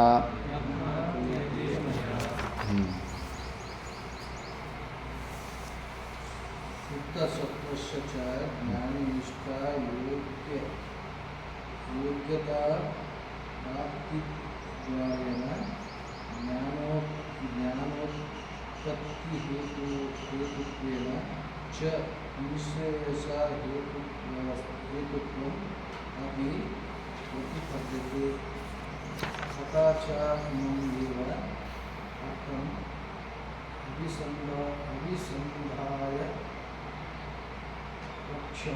अभिसन्धाय वक्ष्यति वक्ष्यति ब्रह्मण्याधाय कर्माणि योगिनः कर्म कुर्वन्ति सङ्गं कृत्वा आत्मशुद्धये इति इमं विप्रकारं धर्मं निःश्रेयसप्रयोजनं परमार्थतत्त्वं च वसुदेवाख्यं परब्रह्म अभिधेयभूतं विशेषतः अभिव्यञ्जयत् विशिष्टप्रयोजन सम्बन्ध अभिधेयवत् गीताशास्त्रं यथा तदर्थे विज्ञाते समस्तपुरुषार्थसिद्धिः अतः तद्विवरणे यत्र क्रियते मया. शुद्धसत्त्वस्य च ज्ञाननिष्प्रयोज्यता प्रतिद्वारेण ज्ञानोत्पत्तिहेतुत्वेन च निष्प्रयसहेतुत्वम् अपि प्रतिपद्यते.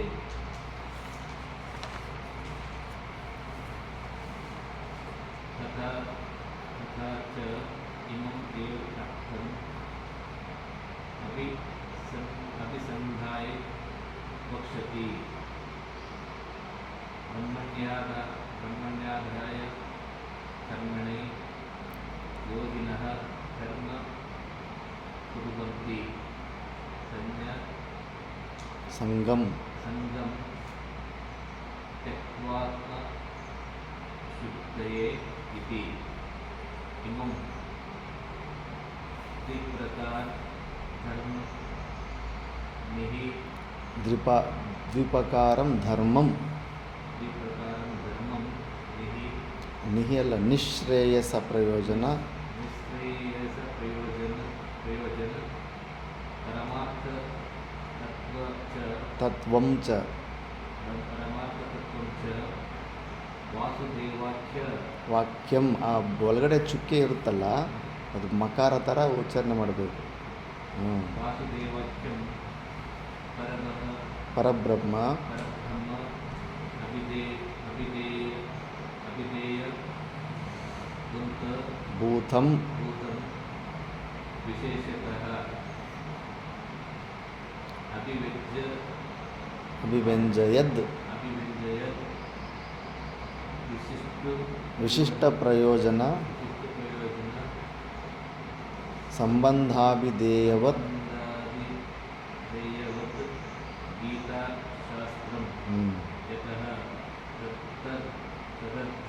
ತದರ್ಥೆ तदर्थे विज्ञाते समस्त पुरुषार्थ सिद्धि अतः तद्विवरणे ಯತ್ನಃ यत्नः क्रियते मया शुद्ध सत्वस्य च ज्ञान निष्ठा योग्यता प्राप्ति द्वारेण ज्ञान प्राप्ति हेतु ಜ್ಞಾನೋತ್ಪತ್ತಿ ಹೇತುತ್ವೇನ ज्ञानोत्पत्ति हेतुत्वेन च निःश्रेयसहेतुत्वम् अपि प्रतिपद्यते तथा च इमम् एव अर्थम् अभिसन्धाय वक्ष्यते ब्रह्मणाय कर्मणि ಬ್ರಹ್ಮಣ್ಯಾದಾಯ ब्रह्मण्यादाय कर्मणि ಕರ್ಮಣಿ ಅಲ್ಲ ಮಾನಲ್ಲಿ ದೀರ್ಘ ಇದೆ ಕರ್ಮಾಣಿ ಪ್ಲೂರಲ್ ಕರ್ಮಾಣಿ ಬ್ರಹ್ಮಣ್ಯಾದಾಯ ಕರ್ಮಾಣಿ ब्रह्मण्यादाय कर्माणि योगिनः कर्म कुर्वन्ति सङ्गं त्यक्त्वा आत्मशुद्धये इति इमं द्विप्रकारं धर्मं निःश्रेयसप्रयोजनं परमार्थतत्त्वं च वासुदेवाख्यं परब्रह्म अभिधेयभूतं विशेषतः ಅಭಿವ್ಯಂಜಯದ್ अभिव्यंजय विशिष्ट प्रयोजन संबंध अभिधेय गीताशास्त्र यतः तदर्थ विज्ञाते ತದರ್ಥೇ ವಿಜ್ಞಾತೆ तदर्थे विज्ञाते समस्त पुरुषार्थ सिद्धि अतः तद्विवरणे यत्न क्रियते मया ಸತ್ವಶುದ್ಧಸ್ಯ ಚ ಜ್ಞಾನನಿಷ್ಠಾ ಯೋಗ್ಯತಾ ಪ್ರಾಪ್ತಿದ್ವಾರೇಣ ಅನ್ಬೋದು. ಅಂತಃಕರಣ ಶುದ್ಧಿ ಆಗಿಬಿಟ್ರೆ ಏನಾಗುತ್ತೆ, ಏನು ಪ್ರಯೋಜನ ಅಂದರೆ ಅಂತಃಕರಣ ಶುದ್ಧಿ ಪ್ರಯೋಜನ ಆಗಿಬಿಟ್ರೆ ಜ್ಞಾನನಿಷ್ಠ ಯೋಗ್ಯತಾ ಪ್ರಾಪ್ತಿದ್ವಾರೇಣ ಜ್ಞಾನ ಯೋಗದಲ್ಲಿ ನಿಷ್ಠಾ ಬರುತ್ತೆ. ಅಂತಃಕರಣ ಶುದ್ಧಿ ಇದ್ದರೆ ಯಾವಾಗ ಅದು ಜ್ಞಾನ ನಿಷ್ಠಾ ಬರುತ್ತೆ ಆವಾಗ ಜ್ಞಾನೋತ್ಪತ್ತಿ ಹೇತುತ್ವೇನ ಚ ಆ ನಿಷ್ಠಾನೇ ನಮ್ಮ ಸ್ವರೂಪದ ಮೇಲೆ ಚಿಂತನೆ ಮಾಡುವ ನಿಷ್ಠಾನೇ ಯಾವಾಗಲೂ ಅದ್ರ ಬಗ್ಗೆ ತಚ್ಚಿಂತನಂ ತತ್ ಕಥನಂ ಅನ್ಯೋನ್ಯಂ ತತ್ ಪ್ರಬೋಧನಂ ಏತದೇಕಪರತ್ವಂ ಬ್ರಹ್ಮಾಭ್ಯಾಸಂ ವಿದುರ್ಬುಧ ಅಂತಾರೆ.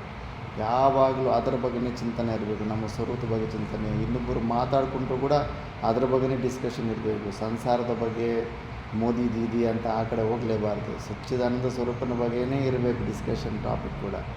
ಏತದೇಕಪರತ್ವ ಮತ್ತು ಒಂದೇ ಪ್ರಕಾರದಲ್ಲಿ ಮನಸ್ಸು ವಾಚ ಯಾವಾಗಲೂ ಅದರನ್ನೇ ನಾವು ಚಿಂತನೆ ಮಾಡ್ತಾ ಇರೋದು ನಿಷ್ಠಾ ಅಂತ. ಆ ಥರ ನಿಷ್ಠಾದಲ್ಲಿ ಸ್ವಲ್ಪ ದಿವಸ ಇದ್ದರೆ ಅದೇ ಜ್ಞಾನೋತ್ಪತ್ತಿ ಹೇತುತ್ವನ ಅದೇ ಜ್ಞಾನವನ್ನು ಉತ್ಪನ್ನ ಮಾಡಿಬಿಡುತ್ತೆ. ಸ್ವರೂಪ ಜ್ಞಾನವನ್ನು ಚ ನಿಶ್ರೇಯಸ ಹೇತುತ್ವಂ ಅಪಿ ಪ್ರತಿಪದ್ಯತೆ. ಅಂತಃಕರಣ ಶುದ್ಧಿ ಅಷ್ಟು ಇಂಪಾರ್ಟೆಂಟು, ಮೇಯ್ನ್ ಪಾರ್ಟ್ ಅದು. ಇವರಿಗೆ ರಾಮಕೃಷ್ಣ ಪರಮಹಂಸರಿಗೆ 1.5 ದಿನದಲ್ಲಿ ಆಗೋಯ್ತು ಕೆಲಸ. ಅವ್ರಿಗೆ ದೀಕ್ಷೆ ಕೊಟ್ಟ ಗುರುಗಳಿಗೆ 40 ವರ್ಷಗಳ ಸಮಯ ಆಗಿರುತ್ತೆ ಆ ನಿಷ್ಠೆಗೆ ಬರಬೇಕಂದ್ರೆ. ಉಪಾಸನೆಯಿಂದ ಅಂತಃಕರಣ ಶುದ್ಧಿ ಇರೋದರಿಂದ ಹಂಗೆ ಇನ್ನೂ ಅರ್ಧ ಸೆಕೆಂಡೇ ಅಂತ ಹೇಳುತ್ತೆ. ಅರ್ಧ ಸೆಕೆಂಡಲ್ಲಿ ಜ್ಞಾನ ಆಗಿಬಿಡುತ್ತೆ. 100% ಅಂತಃಕರಣ ಶುದ್ಧಿ ಇದ್ದಾಗ ಅರ್ಧ ಸೆಕೆಂಡಲ್ಲಿ ಜ್ಞಾನ ಆಗೋಗುತ್ತೆ ಅಂತ. ಅಷ್ಟಾವಕ್ರನ ಜನಕ ಮಹಾರಾಜನಿಗೆ ಅರ್ಧ ಸೆಕೆಂಡಲ್ಲೇ ಆ ಜ್ಞಾನ ನಿಷ್ಠೆಯಲ್ಲಿ ಕೂಡಿಸ್ಬಿಟ್ಟು ಕುದುರೆ ಮೇಲೆ ಕೂಡಿಸ್ಬಿಟ್ಟು ಒಂದು ಶ್ಲೋಕ ಇರುತ್ತೆ ವೇದದಲ್ಲಿ. ಕುದುರೆಯರೇ ಈ ಕಡೆಯವರು ರಿಕಾಬ್ನಲ್ಲಿ ಒಂದು ಕಾಲು ಹಾಕಿ ಆ ಕಡೆ ರಿಕಾಬಿಗೆ ಕೂತ್ಕೊಳ್ಳುವಾಗ ಇನ್ನೊಂದು ಕಾಲು ಹಾಕುವಷ್ಟು ಎಷ್ಟು ಸಮಯ ಆಗುತ್ತೆ? ಅರ್ಧ ಸೆಕೆಂಡ್ ಸಮಯ. ಅಷ್ಟು ಸಮಯದಲ್ಲೇ ಮೋಕ್ಷ ಆಗಿಬಿಡುತ್ತೆ ಅಂತ. ಅದು ನಿಜಾನ ಅಂದ್ರೆ ಹೌದು ನಿಜ ಅಂದ್ಬಿಟ್ಟಿದ್ರು ಜನಕ ಮಹಾರಾಜನ ಅಂತಃಕರಣ ಶುದ್ಧಿ ಆಗಿರುತ್ತೆ. ಆವಾಗಲೇ ಅಷ್ಟಾವಕ್ರ ಗೀತಾನ ಉಪದೇಶ ಮಾಡಿ ಕುದುರೆ ಮೇಲೆ ಕೂಡಿಸ್ಬಿಟ್ಟು ಅಷ್ಟೇ ಸಮಯದಲ್ಲಿ ಕುದುರೆ ಮೇಲೇ ಸಮಾಧಿ ಸ್ಥಿತಿಗೆ ಹೊಟ್ಟೋಗ್ಬಿಡ್ತಾನೆ. ಮತ್ತು ಆ ಕುದುರೆ ಓಡೋಗಿ ಎತ್ಕೊಂಡೋಗಿ ಎಲ್ಲೋ ಕಾಡಲ್ಲಿ ಮರದ ಕೆಳಗಡೆ ಬಿಸಾಕ್ಬಿಟ್ಟು ಬಂದುಬಿಟ್ಟಿರುತ್ತೆ. 7 ದಿವಸ ಆ ಮರದ ಕೆಳಗಡೆ ಸಮಾಧಿ ಸ್ಥಿತಿಯಲ್ಲಿ ಇದ್ಬಿಟ್ಟಿರ್ತಾನೆ. ಮತ್ತು ಹೆಂಡತಿ ಮಕ್ಕಳೆಲ್ಲ ಹುಡ್ಕೊಂಡೋಗಿ ಅಯ್ಯೋ ತಾಳ್ತಾ ಇರ್ತಾರೆ ಸಮಾಧಿಯಿಂದ ಎಬ್ಬಿಸಿಬಿಟ್ಟು. 7 ದಿವಸ ನಮ್ಮನ್ನು ಬಿಟ್ಟು ಹೆಂಗಿದ್ರಿ ನೀವು ಅಂತ. 7 ದಿವಸನ ಈಗ ಕಣ್ಣು ಮುಚ್ಕೊಂಡು ಕಣ್ಣು ತೆಗಿತಾ ಇದ್ದೀನಿ 7 ದಿವಸ ಆಯ್ತು ಅಂತಿರಲ್ಲ ಅಂತಾರೆ. ಆ ಸಮಾಧಿ ಸ್ಥಿತಿಯಲ್ಲಿ ಟೈಮ್ ಕೂಡ ಎಲ್ಲ ನಮ್ಮ ಪರಿಚಯ ಬುದ್ಧಿಯಿಂದನೇ ಸಮಯ ಗೊತ್ತಾಗುತ್ತೆ. ಅದು ಸಮಯಕ್ಕೂ ಕಾಲಾತೀತ ಸ್ವರೂಪ ಅದು. ಅಲ್ಲಿ ಸಮಯ ಕೂಡ ಹಂಗೆ ಏನೂ ಇರೋದಿಲ್ಲ ಅಲ್ಲಿ, ಅಂಥ ಸ್ಥಿತಿಯನ್ನು ಹೊಂದಿಬಿಟ್ಟಿರ್ತಾನೆ. ಬಟ್ ಅಂತಃಕರಣ ಶುದ್ಧಿ ಅನ್ನೋದು ತುಂಬ ಇಂಪಾರ್ಟೆಂಟ್. ನಮ್ದು ಯಾಕೆ ಇನ್ನೂ ಪೆಂಡಿಂಗ್ ಫೈಲ್ ಥರ ಇದೆ ಅಂದರೆ ಈಗ ಅಂತಃಕರಣ ಶುದ್ಧಿ ಆಗಿಲ್ಲ. ಅಂತಃಕರಣ ಶುದ್ಧಿಗೆ ಅನುಕೂಲವಾದ ಪುಣ್ಯ ಕರ್ಮಗಳು ನಾವು ಮಾಡಿಕೊಂಡಿಲ್ಲ. ಆ ವೃತ್ತಿಗಳು ಇನ್ನೂ ಬರ್ತಾ ಇಲ್ಲ. ಪರೋಪಕಾರ ಮಾಡೋದು, ಈಗಲೂ ನಾವು ಯಾವುದೋ ಒಂದು ಶರೀರ ಜೊತೆ ತಾದಾತ್ಮ್ಯ ಇಟ್ಕೊಂಡು ಶರೀರದ ಸ್ವಾರ್ಥ ಪ್ರಯೋಜನಗಳೇ ಯೋಚನೆ ಬರ್ತಾ ಇರ್ತೀವಿ. ಹೆಜ್ಜೆ ಹೆಜ್ಜೆಯಲ್ಲೂ ನಮ್ಮ ರಕ್ಷಣೆ, ನಮ್ಮ ಚಿಂತನೆ ಬಿಟ್ಟು ಪರರ ಚಿಂತನೆ ಒಂದು ಚೂರು ಇಲ್ಲ ಅಂದ್ರೆಗ ಇನ್ನೂ ನಮಗೆ ಪುಣ್ಯ ಕರ್ಮಗಳು ಮಾಡೋ ಅಭ್ಯಾಸಗಳು ಪೂರ್ವ ಜನ್ಮದಲ್ಲೂ ಹೆಚ್ಚಿರಲಿಲ್ಲ. ಹೆಚ್ಚಿದ್ದಿದ್ರೆ ಈ ಜನ್ಮದಲ್ಲೂ ಅದೇ ಅಭ್ಯಾಸ ಇರಬೇಕಾಗಿತ್ತು. ಈ ಜನ್ಮದಲ್ಲಿ ಹೆಚ್ಚು ಆ ಅಭ್ಯಾಸ ಕಾಣಿಸ್ತಾ ಇಲ್ಲ ಅಂದ್ರೆಗ ಇನ್ನೂ ಪುಣ್ಯ ಕರ್ಮಗಳು ಮಾಡಬೇಕಾದ ಅವಶ್ಯಕತೆ ಇದೆ. ಅಂತಃಕರಣ ಶುದ್ಧಿ ಮಾಡಬೇಕಾದ ಅವಶ್ಯಕತೆ ಇದೆ. ಅದರ ಅಪೂರ್ಣತೆ ಇರೋ ಎಷ್ಟು ದಿವಸ ಇರುತ್ತೋ ಅಲ್ಲಿ ತನಕ ಸುಮ್ಮನೆ ಇವು ಇನ್ಫಾರ್ಮೇಷನ್ ಥರನೇ ಇರ್ತವೆ. ಅವು ಪ್ರಾಕ್ಟಿಕಲ್ಲಾಗಿ ನಮ್ಮ ಸ್ವರೂಪಕ್ಕೆ ಕರ್ಕೊಂಡು ಹೋಗೋದಿಲ್ಲ. ಅದಕ್ಕೆ ಅಂತಃಕರಣ ಶುದ್ಧಿ ಅಂತ ಮಹತ್ವ ಪ್ರಯೋಜನ ನಿಷ್ಕಾಮ ಕರ್ಮಯೋಗದಿಂದ ಆಗುತ್ತೆ ಅಂದಾಗ ಕರ್ಮಯೋಗದ ಶ್ಲೋಕಗಳನ್ನು ಯಾಕೆ ಬಿಡ್ತಾರೆ? ಭಗವದ್ಗೀತೆ ಸಾಕ್ಷಾತ್ ಕೃಷ್ಣ ಪರಮಾತ್ಮನೇ ಮಾಡಿರೋದು. ಸರಿ, ಕೃಷ್ಣ ಪರಮಾತ್ಮ ಮಾಡಿದ್ರೆ ವ್ಯಾಸ ಭಗವಂತರು ಕೇವಲ ಜ್ಞಾನ ಶ್ಲೋಕಗಳು ಮಾತ್ರ ತಗೊಂಡು ಲಾಸ್ಟ್ 6 ಚಾಪ್ಟರ್ಸ್ ಮಾತ್ರ ಮಾಡ್ಬೋದಾಗಿತ್ತಲ್ಲ. ಅವರು ಮತ್ತೆ ಇದನ್ನೆಲ್ಲ ಯಾಕೆ? ಒಂದು ವೇಳೆ ಕೆಲಸಕ್ಕೆ ಬಾರದೇ ಆದದ್ದಾದ್ರೆ ಈ ನಿಷ್ಕಾಮ ಕರ್ಮಯೋಗ ಮತ್ತು ಉಪಾಸನೆ ಅದನ್ನು ಸೈಡಿಗೆ ಇಟ್ಬಿಡ್ಬೋದಾಗಿತ್ತಲ್ಲ. ಇಲ್ಲ, ಇವುಗಳದ್ದು ತುಂಬ ದೊಡ್ಡ ರೋಲ್ ಇದೆ. ಭಾಷಿಕಾರ ಭಗವಂತರು ಅಂತಾರೆ, ನಾನು ಕರ್ಮದಿಂದನೇ ಮಾಡ್ತಾಯಿದ್ದೀನಿ ಅಂದ್ಬಿಟ್ಟು ಕಂಪ್ಲೀಟಾಗಿ ಅದರಿಂದ ಎಸ್ಕೇಪ್ ಮಾಡೋ ಬುದ್ಧಿನ ತಗೋಬೇಡಿ. ಕರ್ಮದಿಂದ ನೀವು ಹೊರಗಡೆ ಬರಬೇಕಂದ್ರೆ ಕರ್ಮ ಮಾಡೇ ಹೊರಗಡೆ ಬರಬೇಕು. ನಿಷ್ಕಾಮ ಭಾವನೆಯಿಂದ ಮುಳ್ಳಿಂದನೇ ತೆಗೆದು ಈ ಕಡೆ ಬರಬೇಕು. ತಪ್ಪಿಸ್ಕೊಂಡು ಬಂದ್ರೆ ಅಂದ್ರೆಗನ ಎಲ್ಲಿ ಹೋದರೂ ಸಿಕ್ಕಾಕ್ಕೊಳ್ತಾ ಇರ್ತಾರೆ. ಅದು ಅತಿ ಬುದ್ಧಿವಂತಿಕೆ ಅಷ್ಟೇ ಹೊತ್ತು ಕರ್ಮ ಸಿದ್ಧಾಂತದಿಂದ ನಾವು ಎಲ್ಲೂ ಓಡೋಗೋದಕ್ಕಾಗೋದಿಲ್ಲ. ಆದ್ದರಿಂದ ಇವು 6 ಅಧ್ಯಾಯ ಕರ್ಮಕಾಂಡದ ಬಗ್ಗೆ, ಉಪಾಸನದ ಬಗ್ಗೆ ಕೂಡ ಭಗವದ್ಗೀತೆಯಲ್ಲಿ ಇದೆ. ಬಟ್ ಮುಖ್ಯವಾದ ಗುರಿ ತಿಳಿದಿರಬೇಕು. ಜ್ಞಾನ ನಿಷ್ಠೆಯಲ್ಲೇ ನಮ್ಮ ಲಕ್ಷ್ಯ ಇರಬೇಕು. ಅಲ್ಲಿ ಸೇರ್ಕೊಳ್ಳೋದಕ್ಕೆ ಅಂತಃಕರಣ ಶುದ್ಧಿ ಬೇಕು. ಅಂತಃಕರಣ ಶುದ್ಧಿ ಸಲುವಾಗಿ ನಿಷ್ಕಾಮ ಕರ್ಮಯೋಗ, ಉಪಾಸನೆ, ಈ ವಿಷಯ ನಾವು ತಿಳ್ಕೋಬೇಕು. ಮತ್ತು ತಥಾಚ ಇಮಂ ಏವ ಅರ್ಥಮಭಿಸಂಧಾಯ ವಕ್ಷತಿ, ಈ ಒಂದು ಅರ್ಥವನ್ನೇ ಹೇಳೋದಕ್ಕೆ ಪರಮಾತ್ಮ ಭಗವದ್ಗೀತೆಯಲ್ಲಿ ಹೇಳ್ತಾರೆ. ಬ್ರಹ್ಮಣ್ಯಾದಾಯ ಕರ್ಮಾಣಿ ಯೋಗಿನಃ ಕರ್ಮ ಕುರುವಂತಿ ಸಂಗಂ ತ್ಯಕ್ತ್ವ ಆತ್ಮಶುದ್ಧಯೇ. ಕರ್ಮನ ಬಿಡೋದಂದ್ರೆಗನ ಕಂಪ್ಲೀಟ್ ಕ್ರಿಯಾಶೂನ್ಯ ಮಾಡ್ಕೊಂಡ್ಬಿಟ್ಟು ಆಲಸಿ ಥರ ಜೀವನ ನಡೆಸೋದಲ್ಲ ಪರಮಾತ್ಮ ಉದ್ದೇಶ. ಯೋಗಿನಃ ಕರ್ಮ ಕುರುವಂತಿ ಸಂಗಂ ತ್ಯಕ್ತ್ವ. ಯಾರ ಸಂಘ? ಅಹಂ ಮಮ ಭಾವಗಳ ಸಂಘ. ಆ ಕರ್ತೃತ್ವ ಭೋಕ್ತೃತ್ವ ಅನ್ನೋದು ಏನು ಒಳಗಡೆ ಇದೆಯೋ, ನಾನು ನನ್ನದು ಅನ್ನೋದೊಂದು ಭಾವನೆ ಇದೆಯಲ್ಲ, ಅವುಗಳ ಸಂಘ ಅನ್ನೋದು ಬಿಟ್ಟು ಅವರು ಕೂಡ ನಮಗಿಂತ ಹೆಚ್ಚು ರೆಸ್ಪಾನ್ಸಿಬಿಲಿಟಿ ತಗೊಂಡು ಕಾರ್ಯಗಳನ್ನು ಮಾಡ್ತಾರೆ. ಏತಕ್ಕೆ ಮಾಡ್ತಾರಪ್ಪ? ಆತ್ಮಶುದ್ಧಯೇ, ಅಂತಃಕರಣ ಶುದ್ಧಿ ಸಲುವಾಗಿ ಅವರು ಕೂಡ ಮಾಡ್ತಾರೆ. ಆದ್ದರಿಂದ ಕರ್ಮಗಳನ್ನು ಬಿಡೋದಂದ್ರೆಗನ ಒಳಗಡೆ ಇರೋ ಅಹಂ ಮಮ ಭಾವಗಳನ್ನು ಬಿಡೋದು, ಕ್ರಿಯೆಗಳನ್ನು ಮಾಡಿಕೊಂಡು ಸೋಂಬೇರಿತನವನ್ನು ಹೊಂದೋದಲ್ಲ. ಅದು ಪರಮಾತ್ಮನ ಉದ್ದೇಶ. ಇಮಂ ದ್ವಿಪ್ರಕಾರಂ ಧರ್ಮಂ ನಿಶ್ರೇಯಸ ಪ್ರಯೋಜನಂ ಪರಮಾರ್ಥ ತತ್ವಂಚ ವಾಸುದೇವಾಕ್ಯಂ ಪರಬ್ರಹ್ಮ ಅವಿಧೇಯಭೂತಂ ವಿಶೇಷತಃ ಅಭಿವ್ಯಂಜಯತ್ ವಿಶಿಷ್ಟ ಪ್ರಯೋಜನ ಸಂಬಂಧ ಅಭಿಧೇಯವದ್ ಗೀತಾಶಾಸ್ತ್ರಂ. ಈ ಥರ 2 ಪ್ರಕಾರದ ಧರ್ಮಗಳು, ಪ್ರವೃತ್ತಿ ಮತ್ತು ನಿವೃತ್ತಿ, ಎರಡೂ ಕೂಡ ನಿಶ್ರೇಯಸ ಪ್ರಯೋಜನವೇ, ಮೋಕ್ಷದ ಸಲುವಾಗಿ ಇದ್ದಾವೆ. ಪ್ರವೃತ್ತಿ ಮಾರ್ಗ ಆಗಲಿ ನಿವೃತ್ತಿ ಮಾರ್ಗ ಆಗಲಿ. ಹೇಗೆ ಅಂದರೆ ಪ್ರವೃತ್ತಿ ಮಾರ್ಗ ಸ್ವರ್ಗಕ್ಕೆಲ್ಲ ಹೋಗ್ತಾರಲ್ಲ, ಅಂದರೆ ಅದನ್ನೇ ನೀನು ಸ್ವರ್ಗ ಬೇಡ ಅಂದ್ಕೊಂಡ್ರೆ, ಈಶ್ವರಾರ್ಪಣ ಬುದ್ಧಿಯಲ್ಲಿ ಮಾಡಿಕೊಂಡ್ರೆ ಅದು ಕೂಡ ನಿನ್ನನ್ನು ಮೋಕ್ಷದ ಕಡೆನೇ ತಿರುಗಿಸಿಬಿಡುತ್ತೆ ಅಂದ್ಬಿಟ್ಟು. ಈ ಥರ ಅವು ಎರಡೂ ಕೂಡ ಪರಮಾರ್ಥ ತತ್ವಂಚ ವಾಸುದೇವಾಕ್ಯಂ. ಈ ವಾಸುದೇವನ ಏನೆಲ್ಲ ಈ ಪರಬ್ರಹ್ಮನ ಬಗ್ಗೆ ಇದರಲ್ಲಿ ಭಗವದ್ಗೀತೆಯಲ್ಲಿ ಅಭಿಧೇಯಭೂತಂ ವಿಶೇಷತಃ ಅಭಿವ್ಯಂಜಯತ್ ವಿಶಿಷ್ಟ ಪ್ರಯೋಜನ ಸಂಬಂಧ ಅಭಿಧೇಯವತ್ ಗೀತಾಶಾಸ್ತ್ರಂ. ಈ ಗೀತಾಶಾಸ್ತ್ರ ಅಸಾಧಾರಣ ಪ್ರಯೋಜನ ಮತ್ತು ಸಂಬಂಧ ಮತ್ತು ವಿಷಯ ಇರೋ ಎಂಥ ವಿಷಯ ಅಂದರೆ ವಿಶಿಷ್ಟ ಪ್ರಯೋಜನ ಇದೆ ಇದರಲ್ಲಿ. ಆತ್ಯಂತಿಕ ದುಃಖ ನಿವೃತ್ತಿ, ಪರಮಾನಂದ ಪ್ರಾಪ್ತಿ. ಮತ್ತು ಸಂಬಂಧ ಏನು? ವಿಷಯ ಸಂಬಂಧ. ನಮಗೆ ತಾನೇ ಬೇಕಾಗಿರೋದು, ನಮಗೆ ಬೇಕಾದದ್ದು ಈ ಗ್ರಂಥದಲ್ಲಿ ಇದೆ, ಆದ್ದರಿಂದ ಇದು ನಮ್ಮ ವಿಷಯನೇ ಅಂದ್ಬಿಟ್ಟು ಅಧಿಕಾರಿಗೂ ಈ ಪುಸ್ತಕಕ್ಕೆ ಈ ಥರ ಸಂಬಂಧ ಇದೆ ಅಂತ. ಯತಃ ತದರ್ಥೇ ವಿಜ್ಞಾತೆ ಸಮಸ್ತ ಪುರುಷಾರ್ಥ ಸಿದ್ಧಿ. ಅದಕ್ಕೆ ಈ ಭಗವದ್ಗೀತೆಯನ್ನು ಒಂದನ್ನು ತಿಳ್ಕೊಂಡ್ಬಿಟ್ರೆ ಧರ್ಮ ಅರ್ಥ ಕಾಮ ಮೋಕ್ಷ 4 ಪುರುಷಾರ್ಥಗಳು ಕೂಡ ಸಿದ್ಧಿ ಆಗಿಬಿಡ್ತವೆ. 4 ಪುರುಷಾರ್ಥಗಳ ಬಗ್ಗೆ ಕೂಡ ಇದರಲ್ಲಿ ಇದೆ. ಯಾಕಂದರೆ ಪ್ರವೃತ್ತಿ ನಿವೃತ್ತಿ 2 ಮಾರ್ಗಗಳ ಬಗ್ಗೆಯೂ ಇದೆ ಈ ಶಾಸ್ತ್ರ. ಅದಕ್ಕಿದು ವೇದದ ಸಾರ ಅಂದ್ಬಿಟ್ಟು. ಅತಃ ತದ್ವಿವರಣೆ ಯತ್ನ ಕ್ರಿಯತೆ ಮಯ. ಅದರ ಸಲುವಾಗಿ ಅದರ ಡೀಟೇಲ್ಸ್ ಕೊಡೋದಕ್ಕೆ ನಾನೀಗ ಈ ಭಾಷ್ಯನ ಬರೆಯೋ ರೂಪದಲ್ಲಿ ನಾನು ಪ್ರಯತ್ನ ಮಾಡ್ತಾಯಿದ್ದೀನಿ ಅಂತ ಭಾಷ್ಯಕಾರ ಭಗವಾನರು ತಿಳಿಸ್ತಾರೆ. ಇದು ಇಂಟ್ರಡಕ್ಷನ್. ಮಿಕ್ಕಿದ್ದು ಮೊದಲನೇ ಚಾಪ್ಟರ್ಗೆ ಅವರೇನು ಭಾಷೆ ಬರೆಯೋಕ್ಕೆ ಹೋಗಿಲ್ಲ. ಅದೆಲ್ಲ ಸ್ಟೋರಿ ಎಲ್ಲ ಮಹಾಭಾರತದ ಸ್ಟೋರಿಯಲ್ಲಿ ಯುದ್ಧದಲ್ಲಿ ಆ ಕಡೆ ಯಾರು ನಿಂತವ್ರೆ ಈ ಕಡೆ ಯಾರು ನಿಂತವ್ರೆ ಅನ್ನೋ ಒಂದು ವಿಷಯನ ತೋರಿಸ್ಬಿಟ್ಟು ಅರ್ಜುನನ ಸ್ಟಾರ್ಟಿಂಗಲ್ಲಿ ಓವರ್ ಕಾನ್ಫಿಡೆನ್ಸು ತೋರಿಸ್ತಾರೆ. ಭೀಷ್ಮ ಮತ್ತು ದ್ರೋಣ ಮುಂದೆ ರಥನ ತಗೊಂಡೋಗಿ ಬಿಟ್ಟ ಮೇಲೆ ಮತ್ತು ಒಂದೇ ಸತಿ ಡಿಪ್ರೆಷನ್ ತೋರಿಸ್ತಾರೆ. ಅರ್ಜುನನ ವಿಷಾದ ಬಂದುಬಿಟ್ಟಿರುತ್ತೆ. ಸಂಸಾರದ ಬಗ್ಗೆ ಕನ್ಫ್ಯೂಷನಲ್ಲಿ ಇರ್ತಾನೆ. ಧರ್ಮ ಅಂದರೆ ಏನು ಅಧರ್ಮ ಏನಂತ ಶಬ್ದಗಳಲ್ಲಿ ತಿಳ್ಕೊಂಡಿರ್ತಾನೆ. ಅದಕ್ಕೆ ಅಂತಲ್ಲ ಪಂಡಿತ ಥರ ಮಾತಾಡ್ತಾ ಇದೆಯಲ್ಲ ಅಂತ ಅರ್ಜುನ ಅಂತ ತಿಳ್ಕೊಂಡಿರ್ತಾನೆ. ಬಟ್ ಇನ್ನೂ ಕನ್ಫ್ಯೂಷನಲ್ಲಿ ಇರ್ತಾನೆ. ಅಂಥ ಪರಿಸ್ಥಿತಿಯಲ್ಲಿ ಇದ್ದವನು ಸೆಕೆಂಡ್ ಚಾಪ್ಟ್ರಲ್ಲಿ ಶಿಷ್ಯಸ್ಥೇಹಂ ಶಾದಿಮಾಂ ಪ್ರಪನ್ನಂ ಅಂದಾಗ ಮಾತ್ರನೇ ಉಪದೇಶ ಮಾಡಿರ್ತಾನೆ. ಅಲ್ಲಿ ತನಕ ಇಬ್ಬರು ಒಂದೇ ವಯಸ್ಸಿನವರು, ಭಾವಭಾವಮಿದ್ರು, ಜೊತೆಯಲ್ಲೇ ಸ್ನೇಹಿತರ ಥರ ಬೆಳೆದಿರ್ತಾರೆ. ಆದರೂ ಕೂಡ ಯಾವತ್ತೂ ಈ ಬ್ರಹ್ಮಜ್ಞಾನದ ಬಗ್ಗೆ ಚರ್ಚೆನೇ ಮಾಡಿರಲ್ಲ. ಯಾಕಂದರೆ ಇದು ಅಂಥದ್ದೇ ವಿದ್ಯೆ. ಯಾರು ಸರೆಂಡ್ರಾಗಿ ತದ್ವಿದ್ಧಿ ಪ್ರಣಿಪ್ರಾತೇನ ಪರಿಪ್ರಶ್ನೇನ ಸೇವಯ ಉಪದೇಕ್ಷಂತಿ ತೇ ಜ್ಞಾನಂ ಜ್ಞಾನಿನ ತತ್ವದರ್ಶಿಭಿ ಅಂತ ವಿಧಿವತ್ತಾಗಿ ಅವರಾಗ ಅವರು ಕೇಳೋ ತನಕ ಇದು ಕೊಡೋ ಅಂಥದ್ದಲ್ಲ. ಇದನ್ನು ದೃಷ್ಟಿ ಇಟ್ಟುಕೊಂಡು ಸ್ವಲ್ಪ ನಮ್ಮ ಹತ್ರ ಇನ್ಫಾರ್ಮೇಷನ್ ಇದೆಲ್ಲ ಅಂದ್ಬಿಟ್ಟೆಲ್ಲ ಬಂದವ್ರನ್ನೆಲ್ಲ ಕೂಡಿಸಿ ಉಪದೇಶ ಎಲ್ಲ ಕೊಡೋಕ್ಕೆ ಹೋಗಬಾರ್ದು.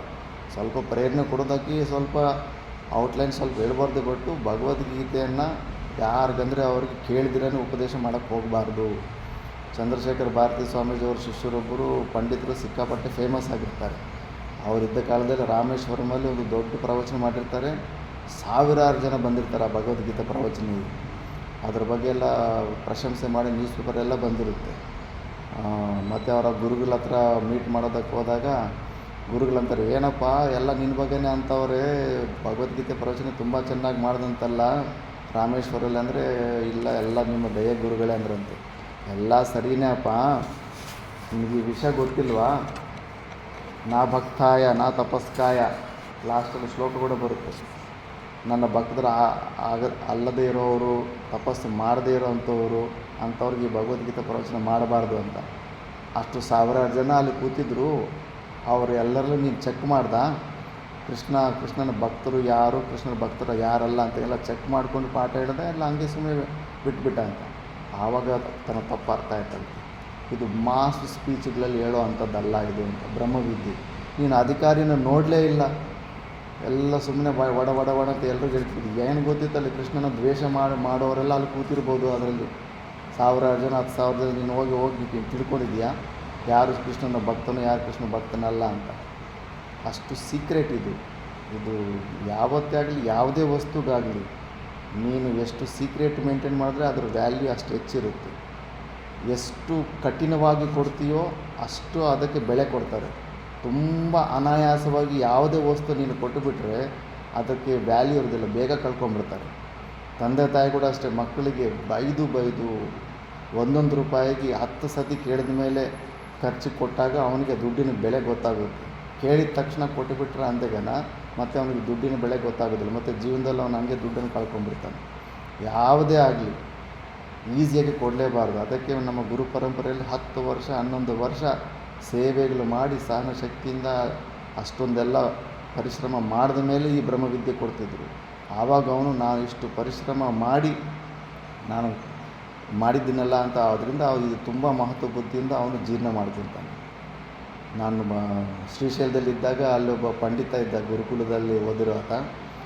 ತಾನು ಸಣ್ಣ ವಯಸ್ಸಿನಲ್ಲಿದ್ದ ಬರ್ಕೊಂಡಿದ್ದ ಮಂತ್ರಗಳ ನೋಟ್ಸು ಚೆನ್ನಾಗಿ ಬೈಂಡಿಂಗ್ ಮಾಡಿ ಅದನ್ನು ಫುಲ್ಲು ಬೀರುವಲ್ಲಿ ಬಚ್ಚಿಟ್ಕೊಂಡಿದ್ದ. ನಾನು ಹೋದಾಗ ತೋರಿಸ್ದ, ಏನಪ್ಪ ಇದು ಪೆನ್ನು ನಾರ್ಮಲ್ ನೀವು ಬರ್ಕೊಂಡಿರೋದು ಸಣ್ಣ ವಯಸ್ಸಿನದ್ದು, ಅದೆಲ್ಲ ಯಾಕೆ ಇಟ್ಕೊಂಡೆಲ್ಲ ಬೀರುವಲ್ಲಿ, ಅದು ಎಷ್ಟು ಒಳಗಡೆ ಸೇಫಾಗಿ ಇಟ್ಕೊಂಡಿದೆ ಅಂದರೆ, ಅಯ್ಯೋ ಸ್ವಾಮೀಜಿ ನಾನು ಮಂತ್ರಗಳು ನನಗೆ ಉಚ್ಚಾರಣೆ ಸರಿಯಾಗಿ ಬರ್ತಾಯಿಲ್ಲ, ಎಷ್ಟು ಎಷ್ಟು ವಧೆಗಳು ತಿಂದಿದ್ದೀನಿ ನಾನು ಈ ಮಂತ್ರಗಳು ಕಲಿಯೋದಕ್ಕೆ. ಇವತ್ತೇನೋ ಗೌರ್ಮೆಂಟ್ ಜಾಬ್ ಆಗಿಬಿಟ್ಟಿದೆ, ಶ್ರೀಶೈಲದಲ್ಲಿ ಶಿಖರದಲ್ಲಿ ಕೆಲಸ ಮಾಡ್ತಾನೆ.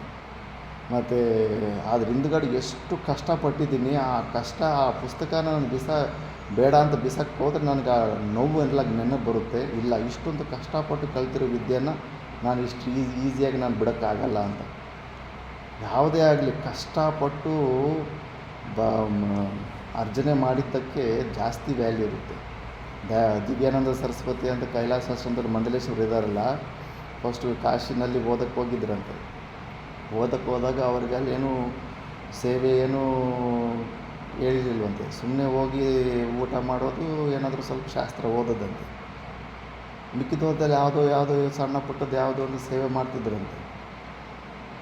ಇಷ್ಟರಲ್ಲಿ ಅವರು 1 ತಿಂಗಳು 2-3 ತಿಂಗಳಾಯ್ತಂತೆ. ಆಟೋಮೆಟಿಕ್ಕಾಗಿ ಅವ್ರಿಗವರು ಡಲ್ ಆಗಿಬಿಟ್ರಂತೆ. ಎಲ್ಲರ ಮುಂದೆ, ಎಲ್ಲರ ಕೆಳಗಡೆ ಇವರೇ ಸ್ವಲ್ಪ ಡಲ್ ಇದ್ದಂಗೆ, ದೀನ ಸ್ಥಿತಿಯಲ್ಲಿದ್ದಂಗೆ ಇದ್ರಂತೆ. ಅಂದರೆ ನಾನು ಸುಮ್ಮನೆ ಎಲ್ಲರೂ ಯಾವುದೋ ಒಂದು ಏನೋ ಒಂದು ಕೆಲಸ ಮಾಡ್ತಾರೆ, ನಾನೇನು ಕೆಲಸ ಮಾಡಿದ್ರೆ ಸುಮ್ಮನೆ ಹಂಗೆ ತಿಂತಾಯಿದ್ದೀನಲ್ಲ ಅನ್ನೋ ಇದರಲ್ಲಿ. ಮತ್ತು ಒಂದು ದಿವಸ ಕಟ್ಟಿಗೆಯನ್ನು ಸೀಡೋ ಸೇವೆ ಇಟ್ಟ ಅವರು ಬ್ರಹ್ಮಚಾರಿಯನ್ನು ಊರಿಗೆ ಹೋಗಿರ್ತಾರೆ. 1 ವಾರ 15 ದಿವಸ ರಜೆ ಸಿಕ್ಕಿರುತ್ತೆ. ಆ ಸಮಯದಲ್ಲಿ ಯಾರು ಖಾಲಿ ಇದ್ದಾರೆ, ಯಾರಿಗೆ ಸೇವೆ ಇಲ್ಲ ಅಂದಾಗ ಇವ್ರು ನೀನು ಆ ಕಟ್ಟಿಗೆ ಸ್ವಲ್ಪ ಸೀಲ್ ಕೊಟ್ಟು ಇದು ಮಾಡಬೇಕಂತ ಈ ಸೇವೆ ಕೊಟ್ಟರಂತೆ. ಯಾವಾಗ ಆ ಸೇವೆ ಮಾಡಿದ್ರು ಮತ್ತೆ ಸ್ವಲ್ಪ ಕಾನ್ಫಿಡೆಂಟ್ ಬಂತಂತೆ. ಹಬ್ಬ, ಈಗ ನನಗೆ ತೃಪ್ತಿ ಇದೆ. ಎಲ್ಲರೂ ಇದ್ದಂಗೆ ನಾನು ಯಾವುದೋ ಒಂದು ಸ್ವಲ್ಪ ಸೇವೆ ಮಾಡಿಕೊಂಡು ಆವಾಗ ಚೆನ್ನಾಗಿ ಕಾನ್ಫಿಡೆಂಟಾಗಿ ಎಲ್ಲರೂ ಇದ್ದಂಗೆ ಗೀತಾನು ಇದ್ಬಿಟ್ಟು ಚೆನ್ನಾಗಿ ಮುಖ ಎಲ್ಲ ಅರಳ್ಕೊಂಡು ಇದ್ರಂತೆ. ಗುರುಗಳು ಕರೆಸ್ಬಿಟ್ಟು ಹೇಳಿದ್ರಂತೆ, ನಿನಗೆ ನಾವೇ ಬೇಕಂತ ನಿಮ್ಗೆ 1-2 ತಿಂಗಳು ಏನು ಹೇಳಿರಲಿಲ್ಲ. ಈ 2-3 ದಿವಸ ನಿನ್ನ ಬಾಡಿ ಲ್ಯಾಂಗ್ವೇಜಲ್ಲಿ ಹಾವು ಭಾವಗಳು ನಿನಗೆ ಅರ್ಥ ಆಗ್ತಾ ಇದೆಯಾ? ತುಂಬ ಕಾನ್ಫಿಡೆನ್ಸ್ ಆಗಿ ನೀನು ಓದು ಮತ್ತು ಎಲ್ಲ ಅವತ್ತು ಹೆಚ್ಚು ಸೂತ್ರಗಳು ಕಂಠಸ್ಥ ಮಾಡಿಬಿಟ್ಟು ಎಲ್ಲ ಒಪ್ಪಿಸ್ಬಿಟ್ಟಿರ್ತಾನೆ. ಈಗ ನೀನು ಸ್ವಲ್ಪ ಈ ಸೇವೆ ಏನು ಮಾಡಿದೆ, ನಿನ್ನ ಒಳಗಡೆ ಅಂತಃಕರಣನೇ ಚೇಂಜ್ ಆಗಿಬಿಟ್ಟಿದೆ. ವಿದ್ಯೆಯನ್ನು ಆವಾಗ ಹೇಳಿದೆ 3 ಪ್ರಕಾರ ಆಗಿ, ಪುಷ್ಕಲ ಧನೇನ ವಿದ್ಯೆಯ ಸೇವೆಯ 3 ಪ್ರಕಾರದಿಂದ ಹೊಂದಬೇಕು ಅಂದ್ಬಿಟ್ಟು. ಜನಕ ಮಹಾರಾಜ ಅಂಥವರು ಪುಷ್ಕಲವಾದಷ್ಟು ಧನ ಕೊಟ್ಟು ವಿದ್ಯೆಯನ್ನು ಹೊಂದಿರ್ತಾರೆ. ಪುಷ್ಕಲ ಧನ ಅಂದರೆ ಗುರುಗಳು 1 ರೂಪಾಯಿ ಅಂತ ಸಂತುಷ್ಟಿ ಪಡ್ತಾರೆ ಅಂದರೆ ಅದೇ ಪುಷ್ಕಲ ಧನ. ಎರಡನೇದು ಅದು ವರ್ಸ್ಟ್ ವೇ ಆಫ್ ಗೆಟ್ಟಿಂಗ್ ವಿದ್ಯಾ. ಧನ ಕೊಟ್ಟು ವಿದ್ಯೆ ಕಲಿಯೋದು ವರ್ಸ್ಟು. ಮಿಡ್ಲಲ್ಲಿ ಮಧ್ಯಮ ಅಂದ್ರೆ ನಿನ್ನ ಹತ್ರ ಯಾವುದೋ ಒಂದು ವಿದ್ಯೆ ಇದೆ, ಅವ್ರ ಹತ್ರ ಯಾವುದೋ ಒಂದು ವಿದ್ಯೆ ಇದೆ. ನೀನು ಅವ್ರಿಗೆ ಗ್ರಾಮರ್ ಕಳಿಸು, ಅವ್ರು ನಿನಗೆ ನ್ಯಾಯಶಾಸ್ತ್ರ ಕಳಿಸ್ತಾರೆ. ಇದು ಮಧ್ಯಮ. ಉತ್ತಮವಾದದ್ದಂದರೆ ಸೇವೆ ಮಾಡಿ ನೀನು ವಿದ್ಯೆಯನ್ನು ಕಲಿತೀಯೋ ಅದು ತುಂಬ ಸಾಧಿಷ್ಟಂಭವತಿ ಅಂದ್ಬಿಟ್ಟು. ಅದು ಮಾತ್ರ ತುಂಬ ಉತ್ತಮವಾದ ಮಾರ್ಗ ಅಂತ ವಿದ್ಯೆಯನ್ನು ಕಲಿಯೋದು. ಇದು ವಿದ್ಯಾರ್ಥಿಗಳಾದವರು ತಿಳ್ಕೊಂಡಿರಬೇಕು. ಎಲ್ಲೇ ಯಾವುದೇ ಆಶ್ರಮಕ್ಕೆ ಹೋದರೆ ಅವ್ರು ಹೇಳೋ ತನಕ ಸೈಲೆಂಟಾಗಿರೋದಲ್ಲ. ಮೊದಲನೇ ದಿವಸನೇ ಏನು ಸೇವೆ ಮಾಡಲಿ ಅಂತ ಕೇಳಬೇಕು. ಆ ವೃತ್ತಿ ಇನ್ನೂ ನಿನ್ನ ಬುದ್ಧಿಯಲ್ಲಿ ಬರ್ತಾ ಇಲ್ಲ ಅಂದರೆ ನಿನಗೆ ಶಿಷ್ಯನ ಲಕ್ಷಣನೇ ಗೊತ್ತಿಲ್ಲ. ಪರೀಕ್ಷೆಗೆ ಬಿಡ್ತಾರೆ 1-2-3 ತಿಂಗಳು, ನೋಡೋಣ ಇವನೇನು. ಮೈಸೂರಲ್ಲಿ ಕೂಡ ಅಷ್ಟೇ, 1 ವಾರ ಹಂಗೆ ಬಿಟ್ಟಿದ್ರು, ಏನು ಹೇಳ್ದಿರ. ಬಟ್ ನಾನು ಮುಂಚೆನೇ ಸ್ವಲ್ಪ ಗೊತ್ತಿತ್ತು, ಸ್ವಭಾವನ ಹಂಗೆ ಇತ್ತು. 2ನೇ ದಿವಸನೇ ಹೋಗಿ ಕೇಳಿಬಿಟ್ಟಿದ್ದೆ, ಏನು ಸೇವೆ ಮಾಡಲಿ, ಏನಾದರೂ ಸೇವೆ ಕೊಡಿ ಅಂತ. ಇದು ಈ ಆ್ಯಟಿಟ್ಯೂಡ್ ಇರಬೇಕು. ಯಾವತ್ತೇ ಆಗಲಿ ಏನೇ ಆಗಲಿ ಫ್ರೀಯಾಗಿ ಹೊಂದಬೇಕನ್ನೋ ಆ್ಯಟಿಟ್ಯೂಡು ಇರಲೇಬಾರದು. ಇದು ಚೆನ್ನಾಗಿ ಅರ್ಥ ಮಾಡಿ. ಇನ್ನೂ ಸ್ವಲ್ಪ ದಿವಸ ಶಾಸ್ತ್ರ ಹೋದರೆ ಎಲ್ಲ ಡೀಟೇಲ್ಸ್ ಗೊತ್ತಾಗ್ಬಿಡುತ್ತೆ. ಅದು ಫಲೀಭೂತವಾಗೋದಿಲ್ಲ. ಅದು ಯಾವುದೇ ರೂಪದಲ್ಲಿ ನಮಗದು ಆ ಜ್ಞಾನ ನಮಗೆ ಜೀರ್ಣ ಆಗೋದಿಲ್ಲ. ನಮ್ಮ ಬಾಯಿಂದನೇ ಬರಬೇಕು. ಗುರುಗಳ ಹತ್ರ ವಿದ್ಯೆ ಹೊಂದುತ್ತಿದ್ದೀವಿ ಅಂದರೆ ಈಗ ಕಂಪ್ಲೀಟ್ ಸಮರ್ಪಣೆ ಮಾಡಿ ಏನು ಸೇವೆ ಅಂತ ಹೋಗಿ ಕೇಳಬೇಕು ಅಷ್ಟೇ. ನಮ್ಮ ತಾತ ಗುರುಗಳು ಉತ್ತರ ಕಾಶಿನಲ್ಲಿ ಪರ್ಮಿಷನ್ ಕೇಳಿದ್ರೆ ಯಾರಿಗೇನು ಅವಶ್ಯಕತೆ ಇದೆ, ಇಡೀ ಉತ್ತರ ಕಾಶಿಯಲ್ಲಿ 30-40 ಜನ ಸಾಧುಗಳು ಸೇವೆ ಮಾಡ್ಕೊತಾ ಇದ್ರಂತೆ. ಸೇವೆನೇ. ಆ ಸೇವೆ ಮಾಡಿ ಎಲ್ಲರ ದೃಷ್ಟಿನಲ್ಲಿ ಎಷ್ಟು ಒಳ್ಳೆಯ ಹೆಸರು, ಎಷ್ಟು ಜನರ ಆಶೀರ್ವಾದ ತೊಗೊಂಡಿದ್ದಾರೆ. ನಾನು ಪಾಠಗಳು ಮಾಡಲ್ಲ ಅಂತ ಪ್ರತಿಜ್ಞೆ ಮಾಡಿದವರು ಅವ್ರ ಸಲುವಾಗಿ ಪಾಠಗಳು ಮಾಡೋಕ್ಕೆ ಸ್ಟಾರ್ಟ್ ಮಾಡಿದ್ದಾರೆ. ಆ ಥರ ನಿಷ್ಕಾಮ ಕರ್ಮಯೋಗದಿಂದ ಕೂಡ ಆ ಥರ ನಾವು ಮಾಡಿಕೊಂಡು ಅದನ್ನು ಹೊಂದಬೇಕು. ಈ ಥರ ಭಗವದ್ಗೀತೆಯಲ್ಲಿ ಇಂಟ್ರಡಕ್ಷನ್ ಮಾಡಿದ್ದಾರೆ. ಇನ್ನು ಅರ್ಜುನನ ಯಾವಾಗ ಸರೆಂಡರ್ ಮಾಡಿದ್ನೋ ಆವಾಗಲೇ ಕೃಷ್ಣ ಪರಮಾತ್ಮ ಅವನಿಗೆ ನೆಕ್ಸ್ಟು ಉಪದೇಶ ಸ್ಟಾರ್ಟ್ ಮಾಡ್ತಾನೆ. ಅಲ್ಲಿಂದ ನೆಕ್ಸ್ಟ್ ಭಾಷೆ ಇರುತ್ತೆ. ಮಿಕ್ಕಿದ್ದೆಲ್ಲ ಏನಿದ್ರು ಇನ್ನು ಶ್ಲೋಕಗಳು, ಮೊದಲನೇ ಅಧ್ಯಾಯ ಇಂದ ಹಿಡಿದು 2ನೇ ಅಧ್ಯಾಯ 7ನೇ ಶ್ಲೋಕ ತನಕ ಕೇವಲ ಅವುಗಳ ಅರ್ಥನೇ. ಮಿಕ್ಕಿದ್ದು ನಾವು ನೆಕ್ಸ್ಟ್ ಕ್ಲಾಸಲ್ಲಿ ಮಾಡೋಣ.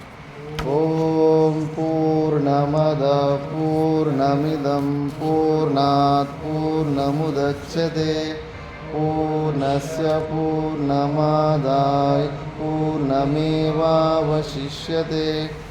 ಓಂ ಶಾಂತಿ ಶಾಂತಿ ಶಾಂತಿ.